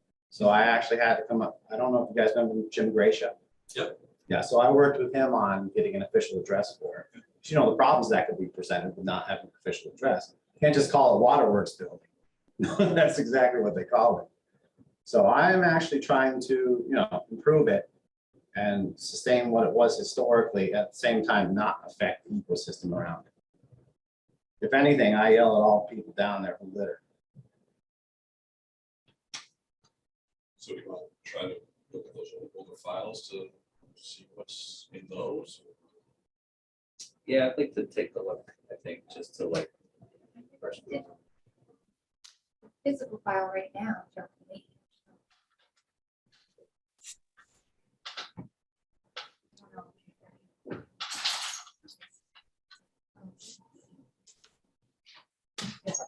I don't know if it is. But you're not continuing to do any work down there? No, the only thing that I might do is pick up branches and stuff that are there. I mean, is that allowed to do? It's literally on top of crushed rocks and stuff. And, you know, that stuff has been open since I was a kid and still is. It's just sitting there because I cleaned out. I also own a duplex farther up and I cleaned out a whole bunch of plaster and lath. Well, I separated the lath and the plaster and I brought the, you know, the lath down in order to, you know, have little cooking fires and stuff like that. So that's just sitting there in a pile far enough away from the building to the fire commissioner. I didn't realize I couldn't have it against brick, but that's a side note. So, but yeah, so I was just wondering, can I clean up stuff that's just sitting there? It's just like branches and pieces of wood and stuff that's already in a pile, or is that against any kind of criteria? Because that's another thing, I need to talk to my neighbors afterwards. I don't know if they're allowed to touch anything in their garden. So I just don't want to. Is the garden in a maintained lawn area? During a certain time of year, yeah. So that's the thing is I don't know when does it become considered maintained enough to be maintained on a normal basis versus not? That's my question, I guess, why I'm here. It's always the That's question. always the question. Yeah. But Yeah. if it's been maintained as lawn for a long time, then it's lawn. So the lawn could go up to the river and you can still mow it. But if you decided all of a sudden you're gonna start mowing a field up to the river, then you have a problem. So, Yeah, I mean, so usually you would need to permit like expansions of existing use. With an existing, if it's like an existing debris pile that's been kind of grown over and left to its own devices for a while. Well, I wouldn't say it's grown over, it's just got branches on it that are all dead. It's not, it doesn't have growth on it. so people also know you can just pick up the dead stuff. That's Yeah, I just don't wanna be in more issues than I already am. Right. Just wanna make sure I'm following what you guys want me to do. But there is debris that's left from the water department down there, big pieces of concrete and all kinds of Yeah. things. that are just left over. Yeah, these are tricky questions. I think the problem is different people have different opinions on things. Yeah, so it's like we're really concerned with the disturbance of vegetation, you know, like mostly growing vegetation and also earth disturbance. Like That was, I think, our biggest concern, just Yeah. the skid steer, removing material growth that was just by driving around, and then if we get a heavy rain, it's gonna wash down. Right. And there is additional, what looks to be fairly substantial rain in the forecast within the next, next week for sure, which you can never really trust the forecast a week out. Yeah, but we've already had substantial rain since, and I have actually been down there during it to see what exactly does happen, and I haven't seen any different erosion than what already existed. I don't know if you guys are familiar with the property itself, but a lot of the actual pavement is kind of caving on itself. The water department can actually corroborate this right now, because they're gonna have to fix something, and they're gonna dig something up. It's in the middle of that road, because it's all running down. And that, I showed you that the actual level has gone up versus the actual garage at the bottom there. It's always eroding down to it. It's a very wet piece of property until about June.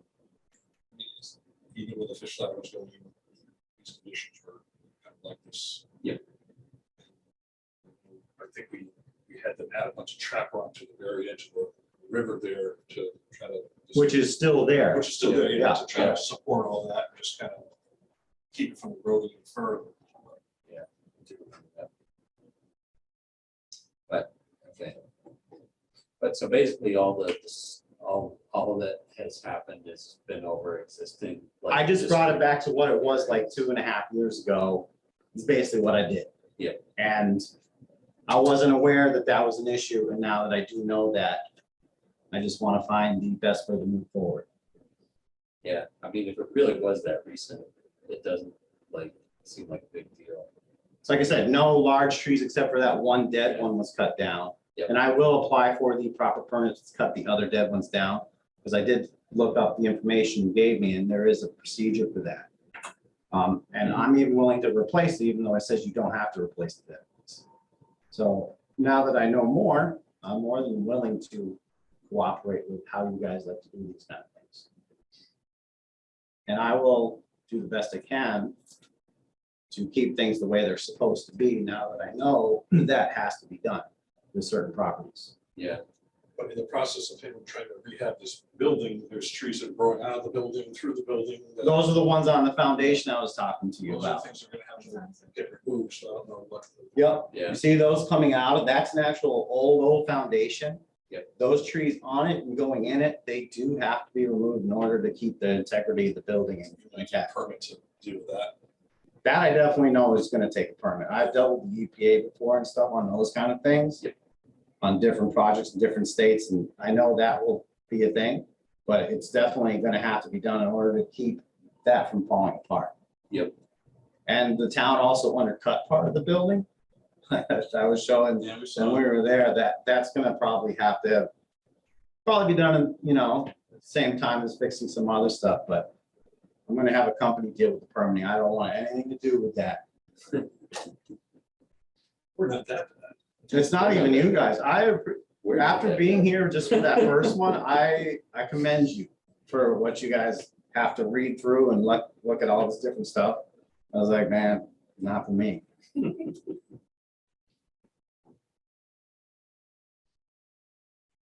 Yeah, sounds like your neighbors tossing stuff on your property is.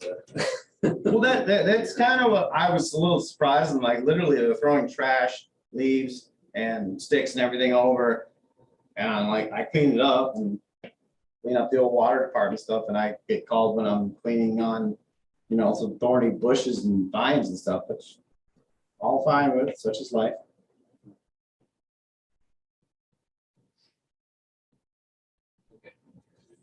So, as long as you're not using heavy equipment in there and disturbing the ground any further. If you do go to the level of starting to have to remove those trees to restore that building, then. Yeah, that's a whole different story. One question I have though is if he keeps the skid steer on the asphalt over to that, can he move his trees back and forth while he's on the asphalt and stuff and just moves it to that thing? See a problem with As that. long as he stays out of the woods? As long as he's not making, a ground disturbance that's going to Okay. create erosion. Just want to make sure. I don't want, he's my brother and all. Next thing I'm like, what are you doing down there? It's like, it gets a little crazy sometimes. But yeah, we brought all those logs over ourselves It was literally the day before I saw you guys. Okay. So I think that's kind of what spurred somebody Maybe to somebody like, saw that. like, did they cut those down from this yard? I don't know.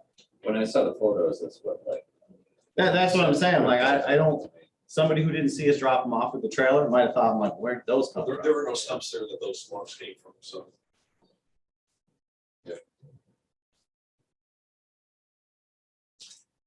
Am I allowed to still like weed whack this area? That is kind of been maintained. I did have a little enough time to do that. I mean, where the cars parked was. That, my neighbor Henry, actually Mike's neighbor, who was just here, he mows that for me because I let him. But it's have it. been maintained. Yeah, so that other stuff that's maintained over here. So I maintain all this too. Sometimes that happens, I don't know why. So yeah, pretty much I had the time to maintain all this with a weed whacker.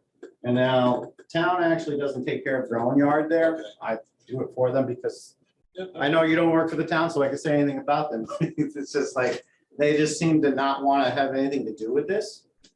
So I don't feel like I want to let it grow up and get ticks and everything over there. But if it's an area that was maintained, then it's Okay. okay to maintain it. Just like that lawn where the cars are parked, if that's been mowed for the past 50 years, then it's okay.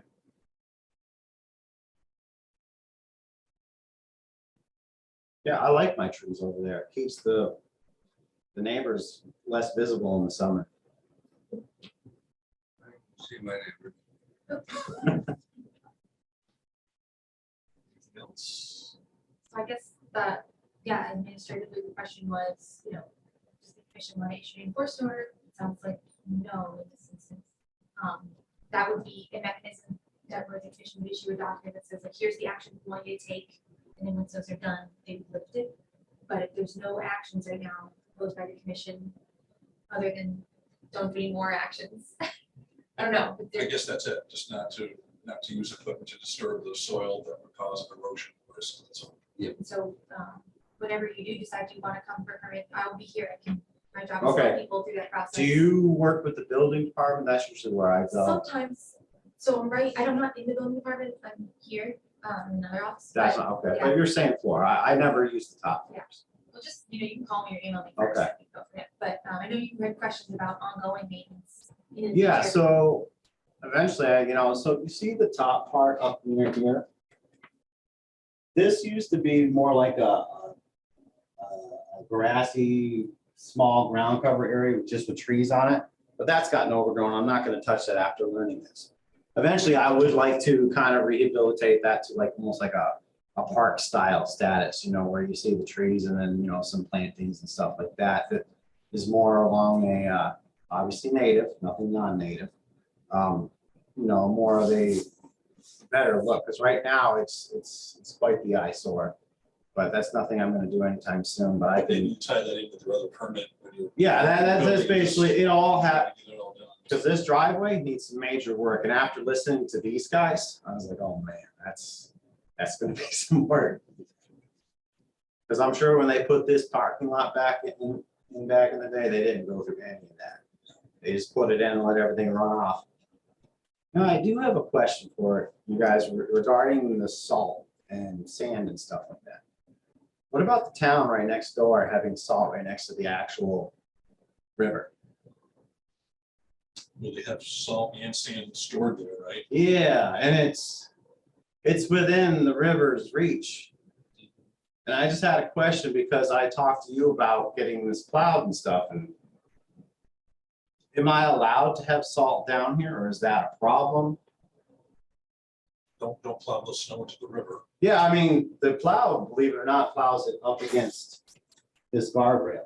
Okay. That guardrail kind of stops everything, but it does, when it melts, leach down into the actual river. But this area of the river is very city-based and has a lot of, I actually participated in the water quality test we did a few years back. And to see some of the things that are actually still in the water, I was a little surprised. We were trying to get it delisted at the time. And so I do know a lot of things do still leach in this area. So I just want to get your thoughts on the We're not salting. really salting down there, are you? It's quite a hill. You know, as you guys saw, that hill's tough to get up. Okay. So the sand itself doesn't always work depending on the conditions. Rules about salting, at least that I've seen with this commission, have been special commission orders and conditions. Right. So I don't know that it's something that is actually controlled. It's just that when we issue a permit, there will often be a special condition that says you can't do salting. Mhm. I don't know if there's something that, you know, you don't have a permit with it, Yeah. we can say. I don't know what the rules are in that. though. Yeah, it's an existing like activity, right? It's been going on. Okay. Yeah, like since time immemorial, so there's, yeah, Nothing we can do about the it. city sells all over the city. All over. All over everywhere. And be great if the, you know, DPW's facility wasn't right there, but it's right there. It's just how it is. Well, that's why I was wondering. I was like, well, what is, I'm like, that's a pile of salt and sand. I'm like, and there's the river, so I wasn't sure exactly how it goes. That would be a great thing to move to some like nice industrial. I'm surprised they parks. haven't moved it. Make a nice open space area right Have you there. ever thought about the fact that you could actually connect that road up past like Florence Bank and make some kind of a, you know, like a an area for a park area right in there? I have definitely thought of that. This kind of seems like kind of a waste to have that kind of stuff over there. It definitely is. As convenient as it can be, but.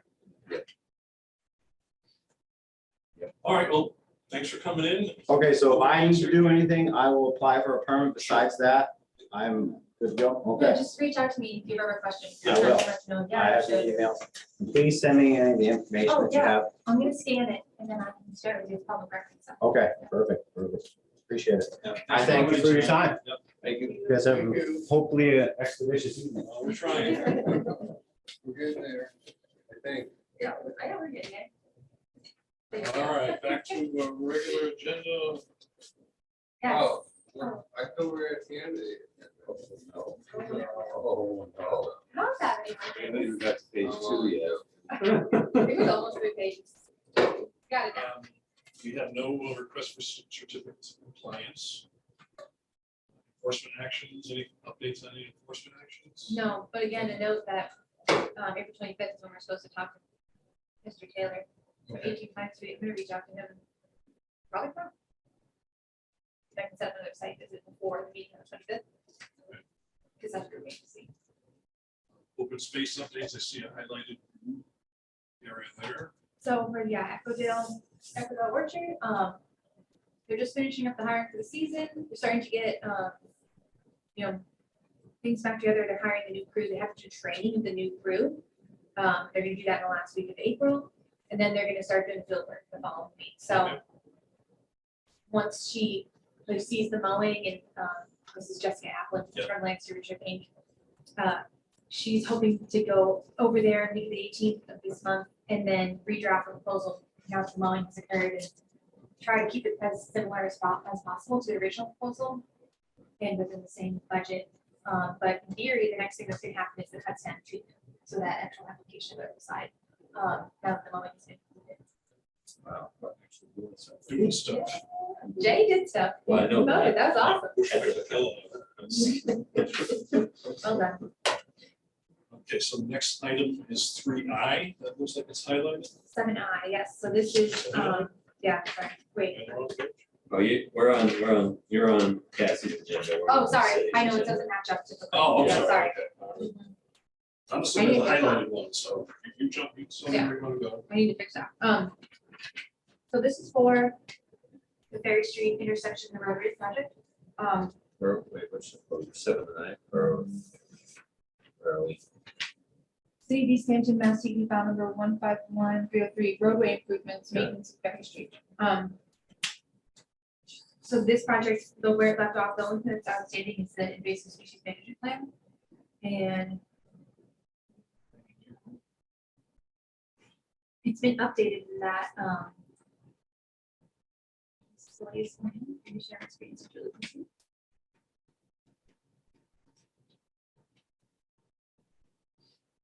Okay, so, previously, they had talked about, it's just that strip that's along in between the road and the pond, Lower Mill Pond.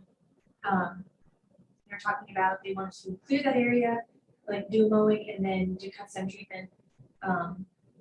forgot that DEP, the city gave DEP, not DPW, underneath the routine management to mow that. Yeah, it's Remember all as well. there, right? Yeah, that was something that is covered under the bundle order of conditions that DPW has for routine maintenance. So that's been completed, and now they, part of the site had already been cut. A new fence had been installed. Industrial adjustments to the proposal were made to incorporate the changes to the site. Prep cut early spring. So the immediate actions in the next 2 years. We want to cut it low and then conduct it carefully.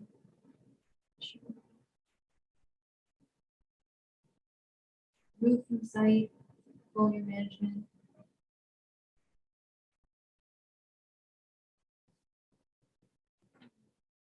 So it's the summer. Initial foliar treatment, basic rebuild. I don't know, they kind of go through it all here, but similar in that there's going to be the cutting and then the application of this foliar treatment. One of the concerns that the commission had previously was dam safety, removing those plants. But I think that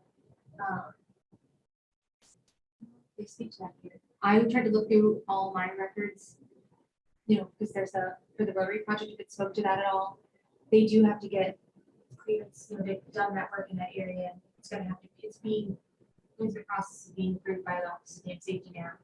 I don't know if the plan is to have it be totally unvegetated at the S&N result. I think it will have other vegetation, but just not invasive. Yeah, that was my concern, being just, is that no woody. I would recommend altogether. as a dam safety engineer, not planting woody vegetation. Yeah. So, Not recommended. so they're gonna remove it. And then I think the planting, let's see, restoration planting, a mix of site-specific shrubs and plugs that were planted along the pond shore, along with wetland seniors road, have to help and bank stability, tassel beat. Yeah, shrubs make me nervous, but that's just me. Those are the trees, not my dam. Not going in. I gotta keep reminding myself of that. I would just, yeah. Not my problem. I gotta keep telling myself that, but.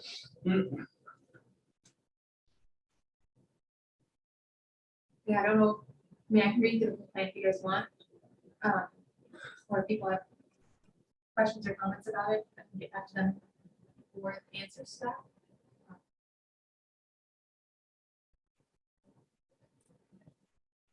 Julie, do you have any thoughts on what you're reading? Not yet.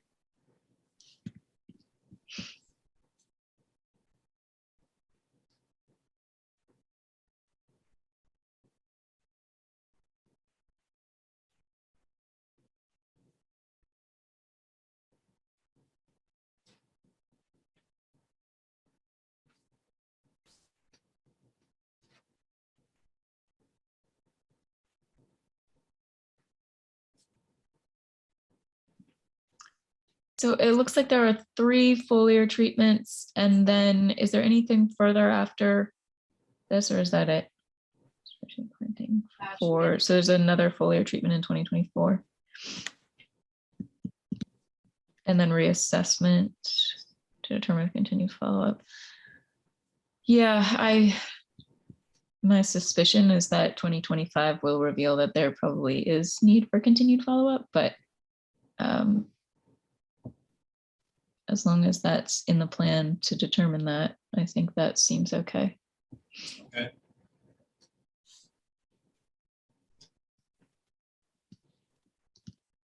Yeah, so I don't know if you guys need to vote to approve it, if you want to approve it, it just is. Say. Reflected in the minutes. Does it specify, Cassie, what they're going to be using for the foliar treatment?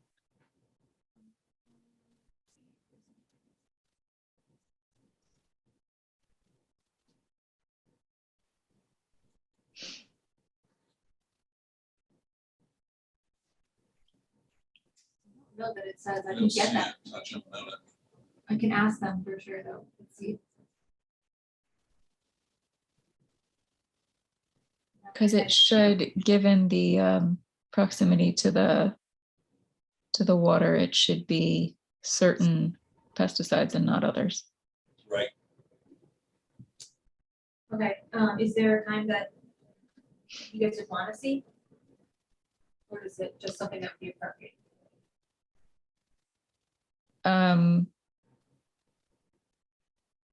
Something appropriate for proximity to the facilities. Yeah, Water, they would know better than we would. Okay, so, one that's like the same as Roundup, but doesn't, has a surfactant, doesn't have. a Yeah, surfactant. it's the one with no surfactants, and I'm forgetting it. I don't remember what it's called, so they should tell us that what they're using and that it's safe for the location. okay, so do we want to wait to approve it until next Sure, meeting? let's find out what they're using. Okay, I think, yeah, unless they need to know sooner, but. yeah, I didn't know if we wanted to do, because this is what we did like with, pre-construction requirement recently with these other projects, let's give me an updated version that includes that information, and then it's good. But, if you guys want to see what it is first, and prove that, then that makes sense as well. I mean, we should do that and make sure it's happening. Making a note. Okay.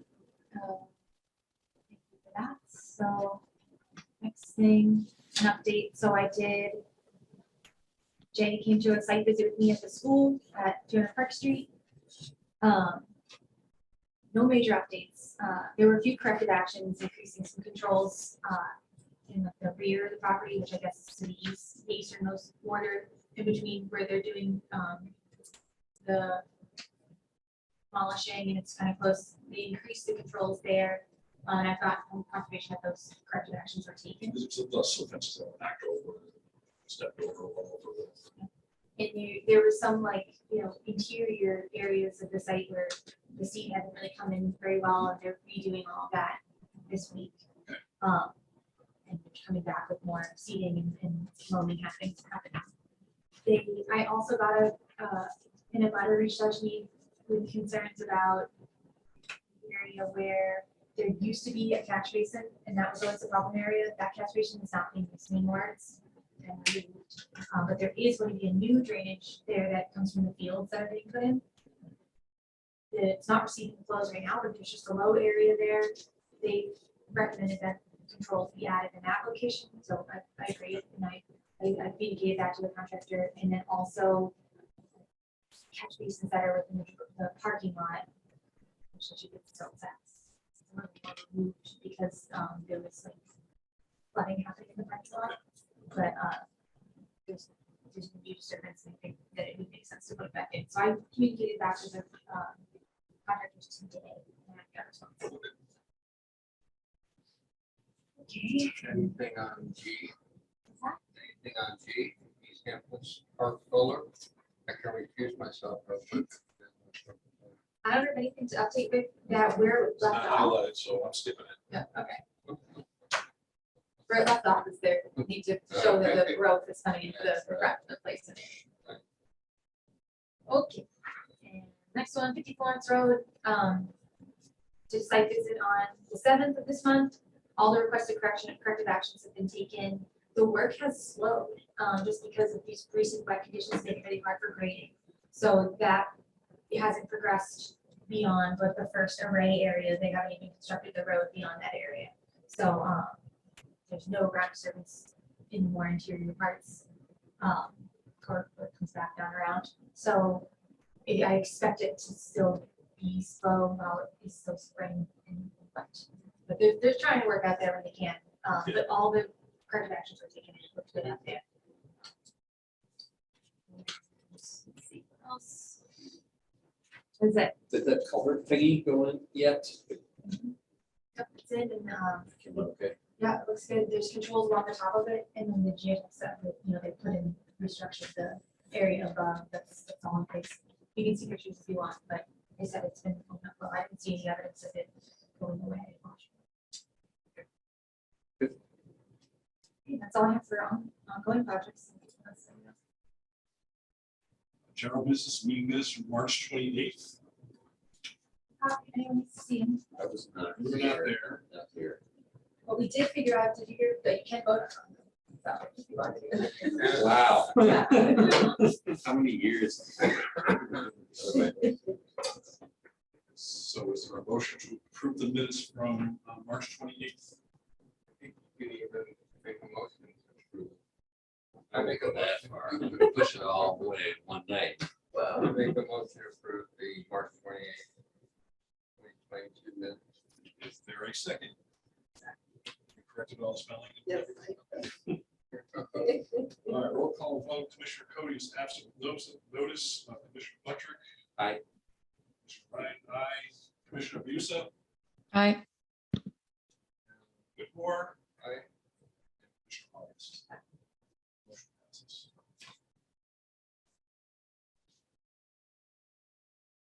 passes. Eight B, so eight C. 476 East Street. This, to refresh your memory, is a property that received a complaint potentially about unmaintained drainage structures, which is a ongoing condition for a certificate of compliance that the original order conditions had. That was 1997. It was investigated in 2016, 2013, and found to be that they were maintaining correctly. I'll show you the pictures from that site visit. Commissioner August and Whitmore was there, the site visit. Also, at that site visit, though, we were looking into possible violation from vegetation removal along the lower portion of the stream where it connects to the road.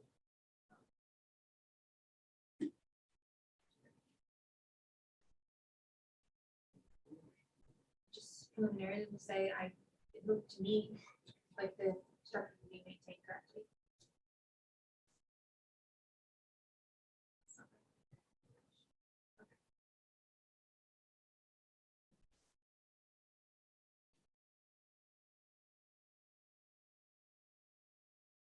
So this is where the water kind of comes down the mountain into the first structure. Where it's coming out.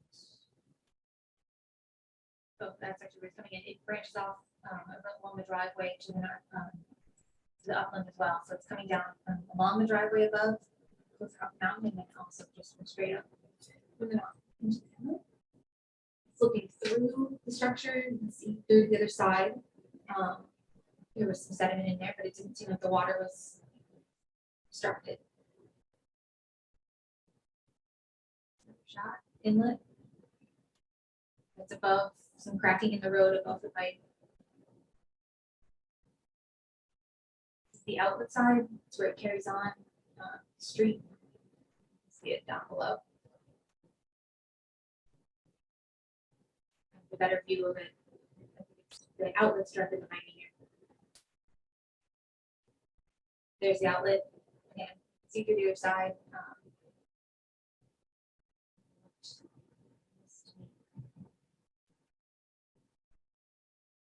This is kind of a swale, so it's maintained as well. The inlet is right behind me in this picture.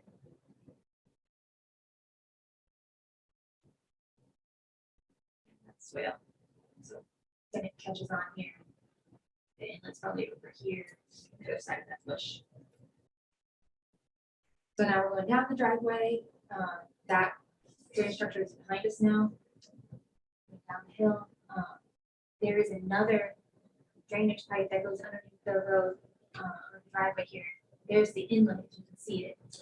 She said very rarely does this receive water. It's just during. She said it was really rare that it never received water. I would say that it is obstructed, but I don't know that it is the cause of any issue. That's the inlet, the outlet. Yeah, she said, I think most of the flow goes down that main street.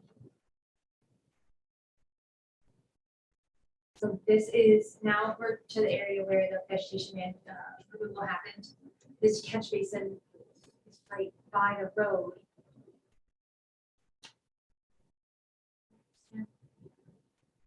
So DPW, she explained that the property owner, correction, Denise, I don't know how you pronounce that incorrectly, but she explained that she saw DPW came and installed this riprap quite recently.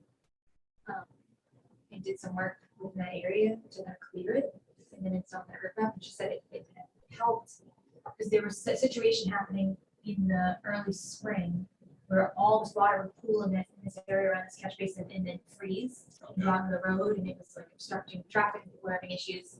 So it sounds like to me what happened with DPW was that they came out, cleared something that was obstructing the catch basin, and then installed this riprap, which I don't know if that's a violation in itself. But she said it looked like they were doing some kind of. So this goes up. This is her house to the left here. Just kind of naturally finds its way through this. That's where those trees were moved right there. These are the trees along here. So the explanation for the tree removal was that some of the trees had limbs had fallen on this neighbor's house. Okay. So she got really concerned. She had a tree guy come out and look at them and saw that they were not healthy. They were infested with carpenter ants. And he said kind of a situation where he was like, I can only do it like right like this weekend. She's like, okay, just do it. So she planted about 50 balsam firs or balsam trees in this whole area. There was also some kind of like brushy material probably interspersed around this area. There's the wood chips remained. They're from the removal of the trees. A lot of the trees that she planted seem like they may have died just because of that ponding that was happening, and then they got frozen on top of them. Some of them looks like might have survived. Yeah, this one like might make it, but you can see that they're tiny. They're a little tiny. Yeah. So yeah, this is kind of like an overviewable area, but she said they were open to, you know, whatever is needed, more things or whatever the commission wants to see for that area. I don't know if the tree removal was something that could have been covered under, I mean, I don't know if this even makes sense to mention, but it would have been something that could have been covered under our tree policy. You have to be approved by the arborist. I need like a document saying that it was an accident. Right. Maybe the ones closest to that other house would have been, though I don't know about the other ones.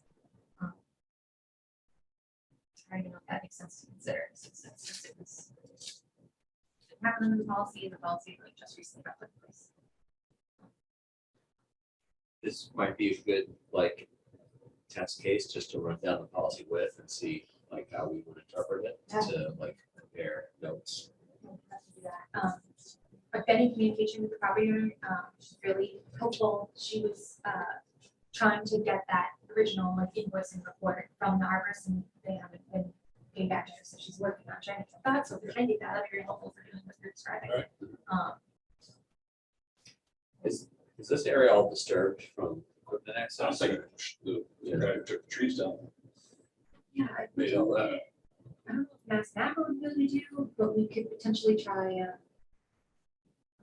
There's also historical. It's all wood chips. Yeah. Okay. But they probably drove around on it. Oh, yeah. And they blew all the chips off. So this is from 2021, this aerial imagery. So this tree still remains. These trees were removed, and it looks like there's some scrub stuff there. Pretty bare. Yeah. I don't think we could do a street view.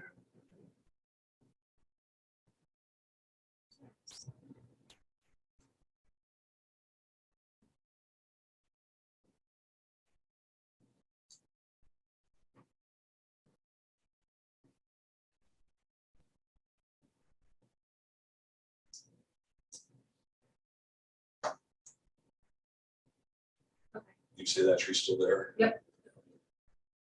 So,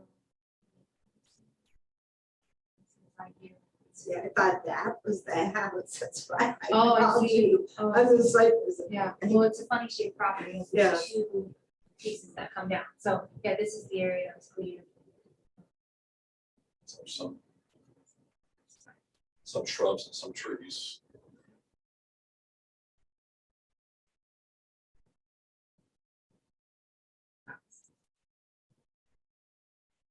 That's what it looked like before. Yeah. This imagery is from Oh, October 2018.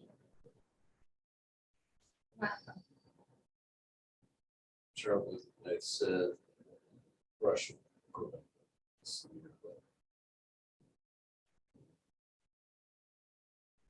there's no way to do a building, Oh, a side by side. I mean, Yeah. well, I can tab back over. because it does not look like that at all.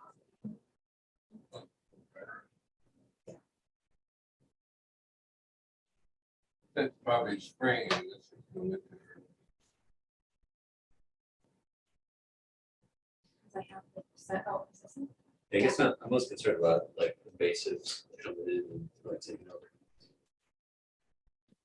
Well, and you've lost the capacity to filter as stormwater passes over there or to slow it down. I mean, there's nothing left. I think that it needs to be revegetated and certainly faster than 6-inch, mostly dead pine trees are going to accomplish. Would the wood chips be a barrier to that? To planting, Or just the vegetation kind of coming back generally? Does that need to be removed? You could- Down. you could certainly plant in it. That wouldn't be an issue. When was this done? How long ago? I have those details. So I want to say it was last summer in August, and then I believe in October the planting was completed. Here we go. Okay, so the trees were moved at the end of August. The 50 balsams were planted in October. They were maple trees which were removed, and they had carpenter ant damage, apparently indicated by the arborist.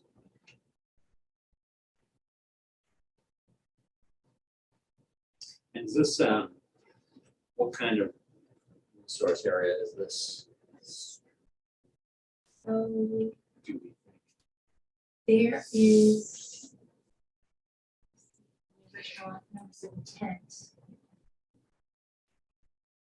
If we decided it wasn't just one of these level ditches with no like upland. Plants choppy. Oh, yes, yes.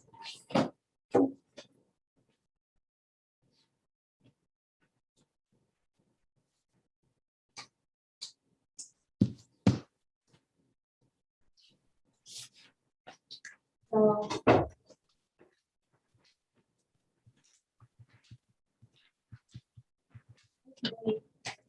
it looks like this is the driveway, this is the area, and it lists here as a drainage well, but you can see there's these flags here. This is not crazy. So it kind of describes this whole area as the wetlands, but it didn't carry on to the road. And I can show this on the screen so you can see it. Really more. So we're looking at this area right here. This is the driveway to the right edge of one of the buffer zone for this side street, but then it describes it as. I mean, it certainly had water in it when we were there. Seasonal drainage swales. This is, I mean, and also keep in mind, this is from 1996. So, Yeah, I mean, I know, I think I've come across this, I can't remember a particular instance, but I know like Melissa talked about particular like little street like things that come off the side of the mountain but don't have a resort, a BBW or anything associated with them upstream, so they're basically non-jurisdictional, but I don't know if this is one of those or not. I think maybe even at two meetings ago when I was here, I think somebody said that we thought this was not one of those that had jurisdiction for us somehow, but I don't know. I feel like I remember hearing that as well, and I in this, like we had a NOI from not too long ago that was for some area on Mount Tom, and there's a stream coming down, but there's no, it's not, it doesn't start with a BBW and then become a stream. Yeah, And so that stream, because it doesn't come from anywhere, like a BBW or like a pond or something, it's non-jurisdictional. That was how I understood it. I don't know. Everyone agrees, but So do we know where this one comes from? it looks like, but well, does it become a wetland like in the woods here? That is the whole area, like, the wooded section.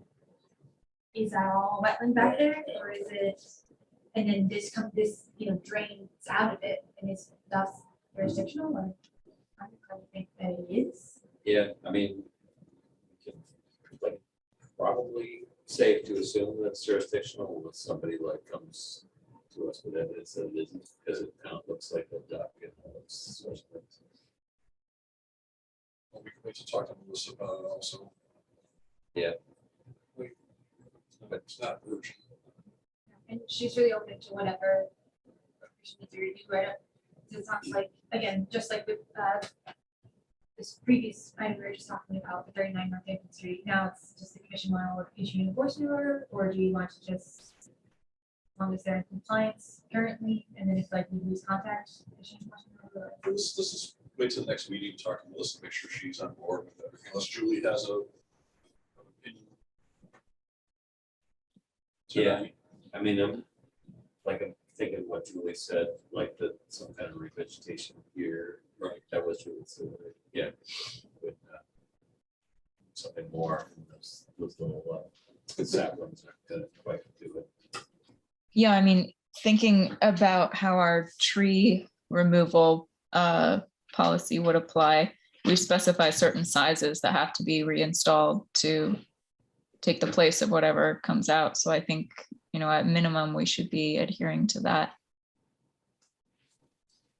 Yeah, what does the policy say about disturbance of buffer zone to remove trees, or does it not address it? It's only for trees that are in the buffer zone. Oh no, you can remove trees from the woody vegetation, but the main focus of it is that it just needs to be deemed a hazard by an arborist. And so, But I think we had something that you could do it when the ground was frozen or when it was dry or something like that, so you don't make a disturbance of the, Yeah. of the land. Mhm. So if you had something, it Yeah. is either, that you could, you pull it up if you want to see it, but yeah, there are allowances for. you could use pads or something to drive on, so that Do it during dry period. do it during dry period, Which or it's frozen. It's made and dry, so. Yeah, I'm almost more concerned about just the loss of like buffering. And then about the actual tree loss. How many trees was it, do we think? I think it was 5, Yeah. which is within. It looks like 5 or 6 stumps. And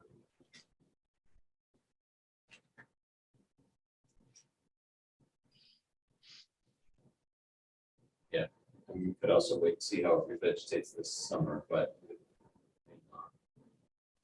that particular way down there. People rot fast though. Especially if it's already compromised, maybe. Yeah. I think choosing my backyard, they keep dropping branches and I'm like, oh, that looks like a great branch to do something with. And it's like, not harder on it. Yeah, gone. Okay, so we shall want to wait. Yeah, let's talk about the next meeting then. I'll come more here to see how it would match up with the tree policy and see if I can get that invoice from the arborist from that. What about when she mentioned the neighbor where the fence is, that they're mowing, so within their neighbor's backyard, there's a certain area that isn't supposed to be mowed. Yeah, so there was a couple things. Thank you for bringing that up because I forgot. So she was concerned about, well, so are my neighbors potentially committing violations as well? She did note that there had been like some mowing happening on her property, which even if she's not doing it, it's her responsibility because she's a property owner. But she was concerned about, people are doing, whatever work in and around these areas my understanding is a lot of the things associated with single family homes are exempt, as long as they're at least 50 feet away from the wetlands proper, you know, boarding vegetated wetlands or the stream here. So I don't know if there's been like expansion of lawn here, on this side. I don't know about this side either. It's something- I know that she wanted to talk about that. She obviously wasn't able to attend, but she mentioned that. I didn't notice anything that seemed to be particularly a violation on the other properties once we're there, but But it's not binding us or anything that's preventing anybody from going further, right? It's probably before the time. there was like a stone, like in the That was ground, in it seemed like a monument. Yeah. It was. Somewhere around here, I think, because it kind of like represented this weird angle, Okay. but I don't know how, I don't know how obvious that is to the butters, but that's the case or what that is for. That's the mowing. It's in the backyard, so many feet from the neighbor's fence, like inward. Just as we were coming down the driveway, there was a fenced area. She said the neighbors were mowing. A certain number of feet within the Okay. backyard shouldn't be mowed. I don't know. And then she wanted to know if we had signs to put Right. up and so she was curious about it. I'm not sure. I think, and it's a really good point. I know, I remember she was talking about the mowing and, you know, my understanding is that if it's been maintained lawn and it is and continues to be so, that it's not a violation. If they go outside of it, they pretty much could be going outside of the property and then now it's happening on hers. She's responsible. I can talk to her more about it and see if I can get a better idea. She did explain it and it's just, I Okay. don't think I'm explaining it well here. I haven't talked about that yet. She was concerned about DPW putting in the riprap, which I wondered about that. I don't know if that would be covered in the bundled order. Right. Yeah, that's a resource area. Putting a resource area. It's not a best idea in general without a permit. So it potentially helped the situation in terms of the ponding, but I don't know if that's something that would be issued enforcement for the city to remove it now or restore it to what it was, or Can you go back to the picture? Is it, how far up is the river? Was it just around the base? Or did it go all the way up the swale area with the trees? let's see, it should, it looked like it came out like about 5 feet or so.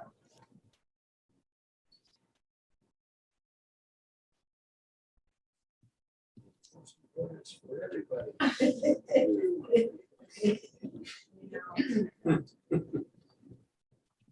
So, yeah, I mean, I guess maybe a little perspective, we've got feet there, so. I mean, certainly, you said it was relatively recently that that was done, so February. Looks like it's been there forever. You know, it's like, just the way the grass is. Like, there's one season for that. Yeah. Right. I mean, could they have a bunch of brush that was blocking up the catch basin and then, oh, hey, look at this. It's all red ruts under there. You know, Maybe, that's almost what it looks like. It just, it does look like it's been there a little while. Yeah. That goes on in February. if it's the existing, I mean, the argument can be made that if that was the case, that might be routine maintenance. It probably we're supposed to reach out to us about it anyways, under the bundle order, just to give notification at least, so at the very least I'll talk to them about it, but, No, see what we think about it. okay.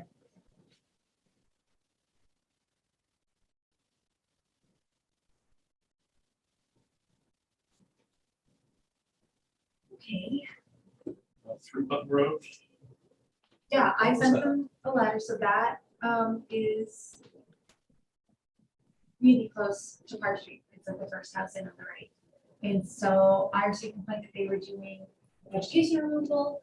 It was hard for me to see the extent of it really from the road. Certainly I haven't made contact with the property owner yet to go on there, but let me go to pictures. I only have like 2 pictures, so it's not very representative, but the mass mapper, there is like a little pocket of BBW that then connects to Okay. White Brook there.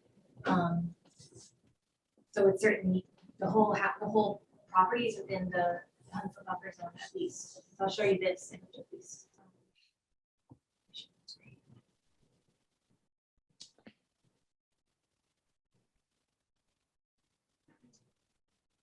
Almost the whole property is in it. And it looked like there was potential vegetation clearing happening here beyond the limits of lawn. And I saw some, looked like vegetation material stockpiled over here.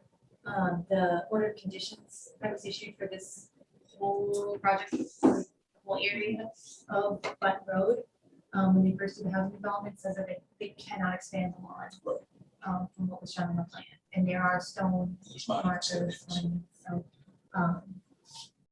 it wasn't like clear cut, it's not straight up lawn, but it looks like material was removed potentially. So Did you have photos where they go past the markers that we thought?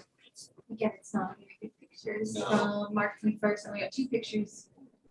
So really hard to see, but it's this area potentially where it's. So we think that's a marker there, right? Yeah, this is the marker, and then in here potentially it was removed. It's just a good angle. I don't know if that's stuff on material, if that's just brushy stuff. But I saw like a bunch of larger cut. They were thick, like this, thick as what you're seeing this image stockpiled over on the other side of the house. So I don't know. We really just need to establish on just to kind of make it explain. All right. It may be nothing or it may be something. So. Okay, so Nice to have monuments, so it's knowing where the, Right. okay, and not okay.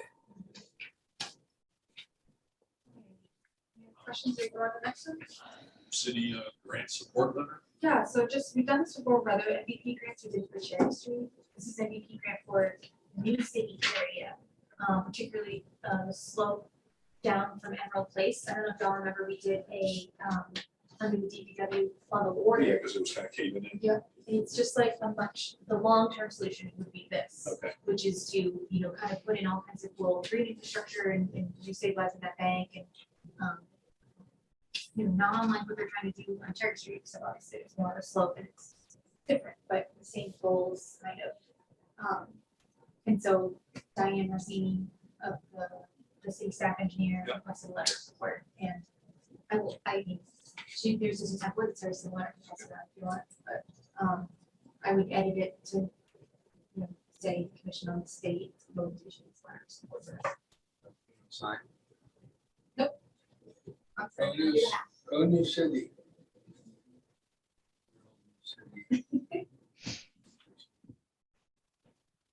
So, I guess the question is, Do you yes, need for a the motion vote to, to- yeah. Do a motion to Sure. To issue a letter of support for a new city MVP grant. Thing. Is there a second? Yeah, roll call vote. Commissioner Kobe, absent notice. Commissioner Patrick. Aye. Commissioner Ryan, aye. Commissioner Musa, Abstain. Commissioner Whitmore, Aye. and Commissioner August. Motion carries. So we have to sign some. Are you doing DocuSigns? So we're like, Julie's not here, so you're just gonna DocuSign that other. The way I've been doing it, so for this in particular, I will sign it on everyone's behalf and just note that it said at the meeting, this is what y'all voted. Sure. For the RDA that was, or determination that was made tonight, we still have in place a vote that I can type in your name and that stands as it. Now that we're back to this, we can revisit that if you guys don't want to have that, whatever, or still have it in place, but when you're here, you sign it physically and then, I can type it in for Julie, you can do it whatever way. I think for that item, since we can sign it, I don't have to go back, so I'll type it for everybody, but in the future, we can do it that way. It does kind of tie in nicely to the next item, which is future hybrid meetings. So I think that's a good question. In terms of signing, I think I should think about, we want to get rid of that power for me to type it in for you. You can.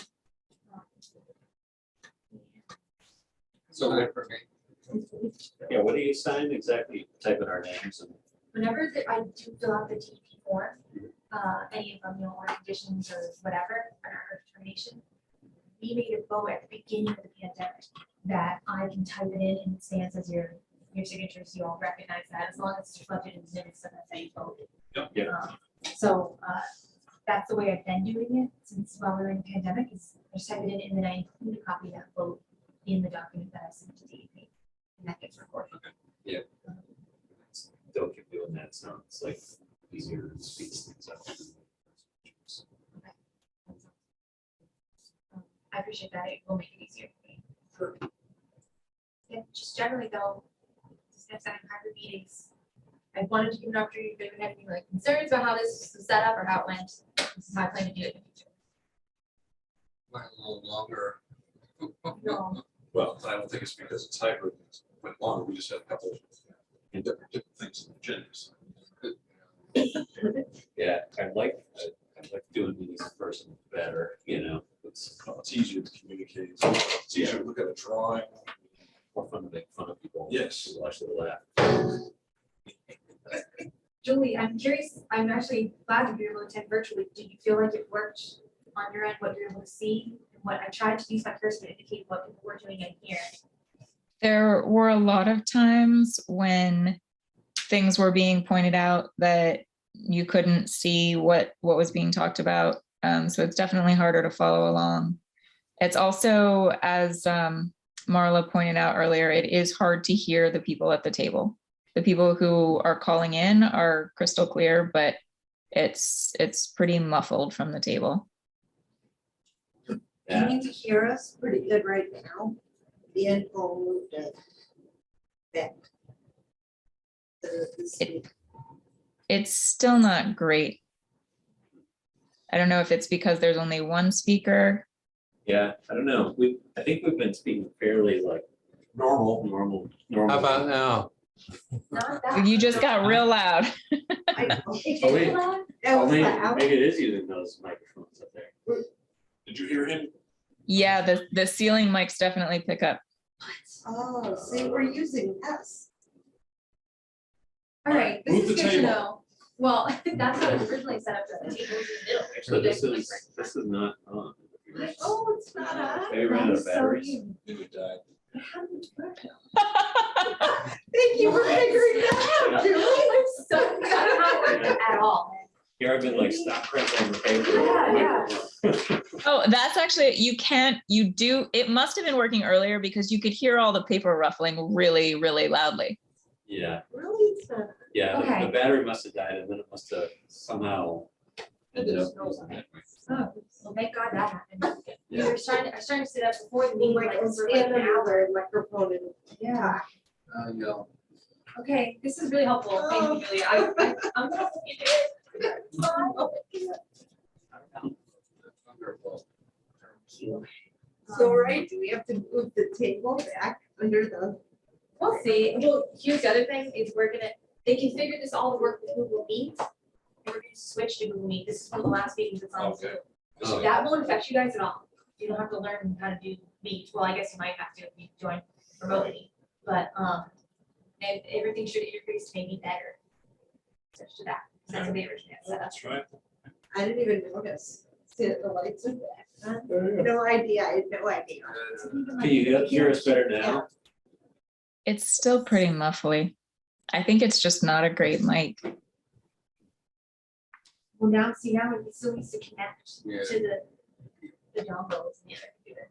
So it needs to like connect to it. Maybe it's too far away. It should be Bluetooth. We don't have to figure it out now. Yeah. I'll figure it out, but that's good to know that it's bad reception on the audio intake. So this speaker, this microphone work okay? That microphone in the ceiling works really well. He was talking to it, probably. Let me just take this microphone off No, and bring it to We the should have table. one on the table. I know, it doesn't seem like that would be What too about hard. taking to off set up. the lid socks on this? Yeah. Maybe that would help. Not Good to know. wireless.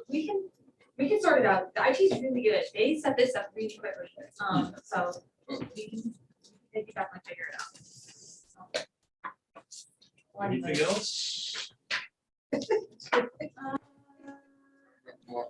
Yeah, I think we're good. I had the trainings, but I need to email it to listen, I keep forgetting. But maybe we could be, so we had the paper drawings here and things, but maybe we really should just put everything on the screen and then, That's what I was trying to do, yeah. and indicate with my cursor, like where, but there's a delay on the cursor, number one, so it's not as clear, and the cursor is black, so it blends in really well. It just wasn't doing it. That's another thing we have to figure out, but yeah, Yeah. it's not obvious through my indications what, like, I was trying, but I don't think it was succeeding, so. Yeah. And I think that people kept standing up and pointing at the TV screen, and a lot of that got missed even when you were trying to catch up. Yes, I did that for sure. It's reasonable, but You think, Uncle Lights is, it might be. That's a good point too. There's an air filter in this room that is going, so that could be impacting the audio as well. I'll figure it out. It's 2 weeks, so 2 weeks kind of. Okay, cool. If anyone has questions that come up about it, feel free to email me. But in theory, you just come and be here and I'll deal with the rest.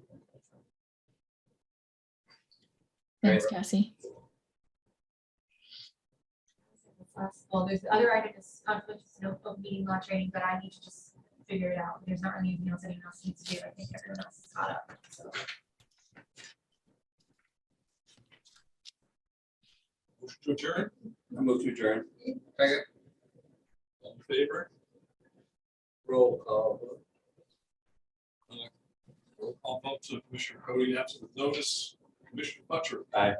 Commissioner Ryan, aye. Commissioner Pusa. I Whitmore. Aye. Commissioner Lyons. Aye. Motion passes. Good night, Julie. Good night, Julie. Thanks. night. Thanks, everybody. This government meeting is brought to you by Eastworks and our local cable subscribers.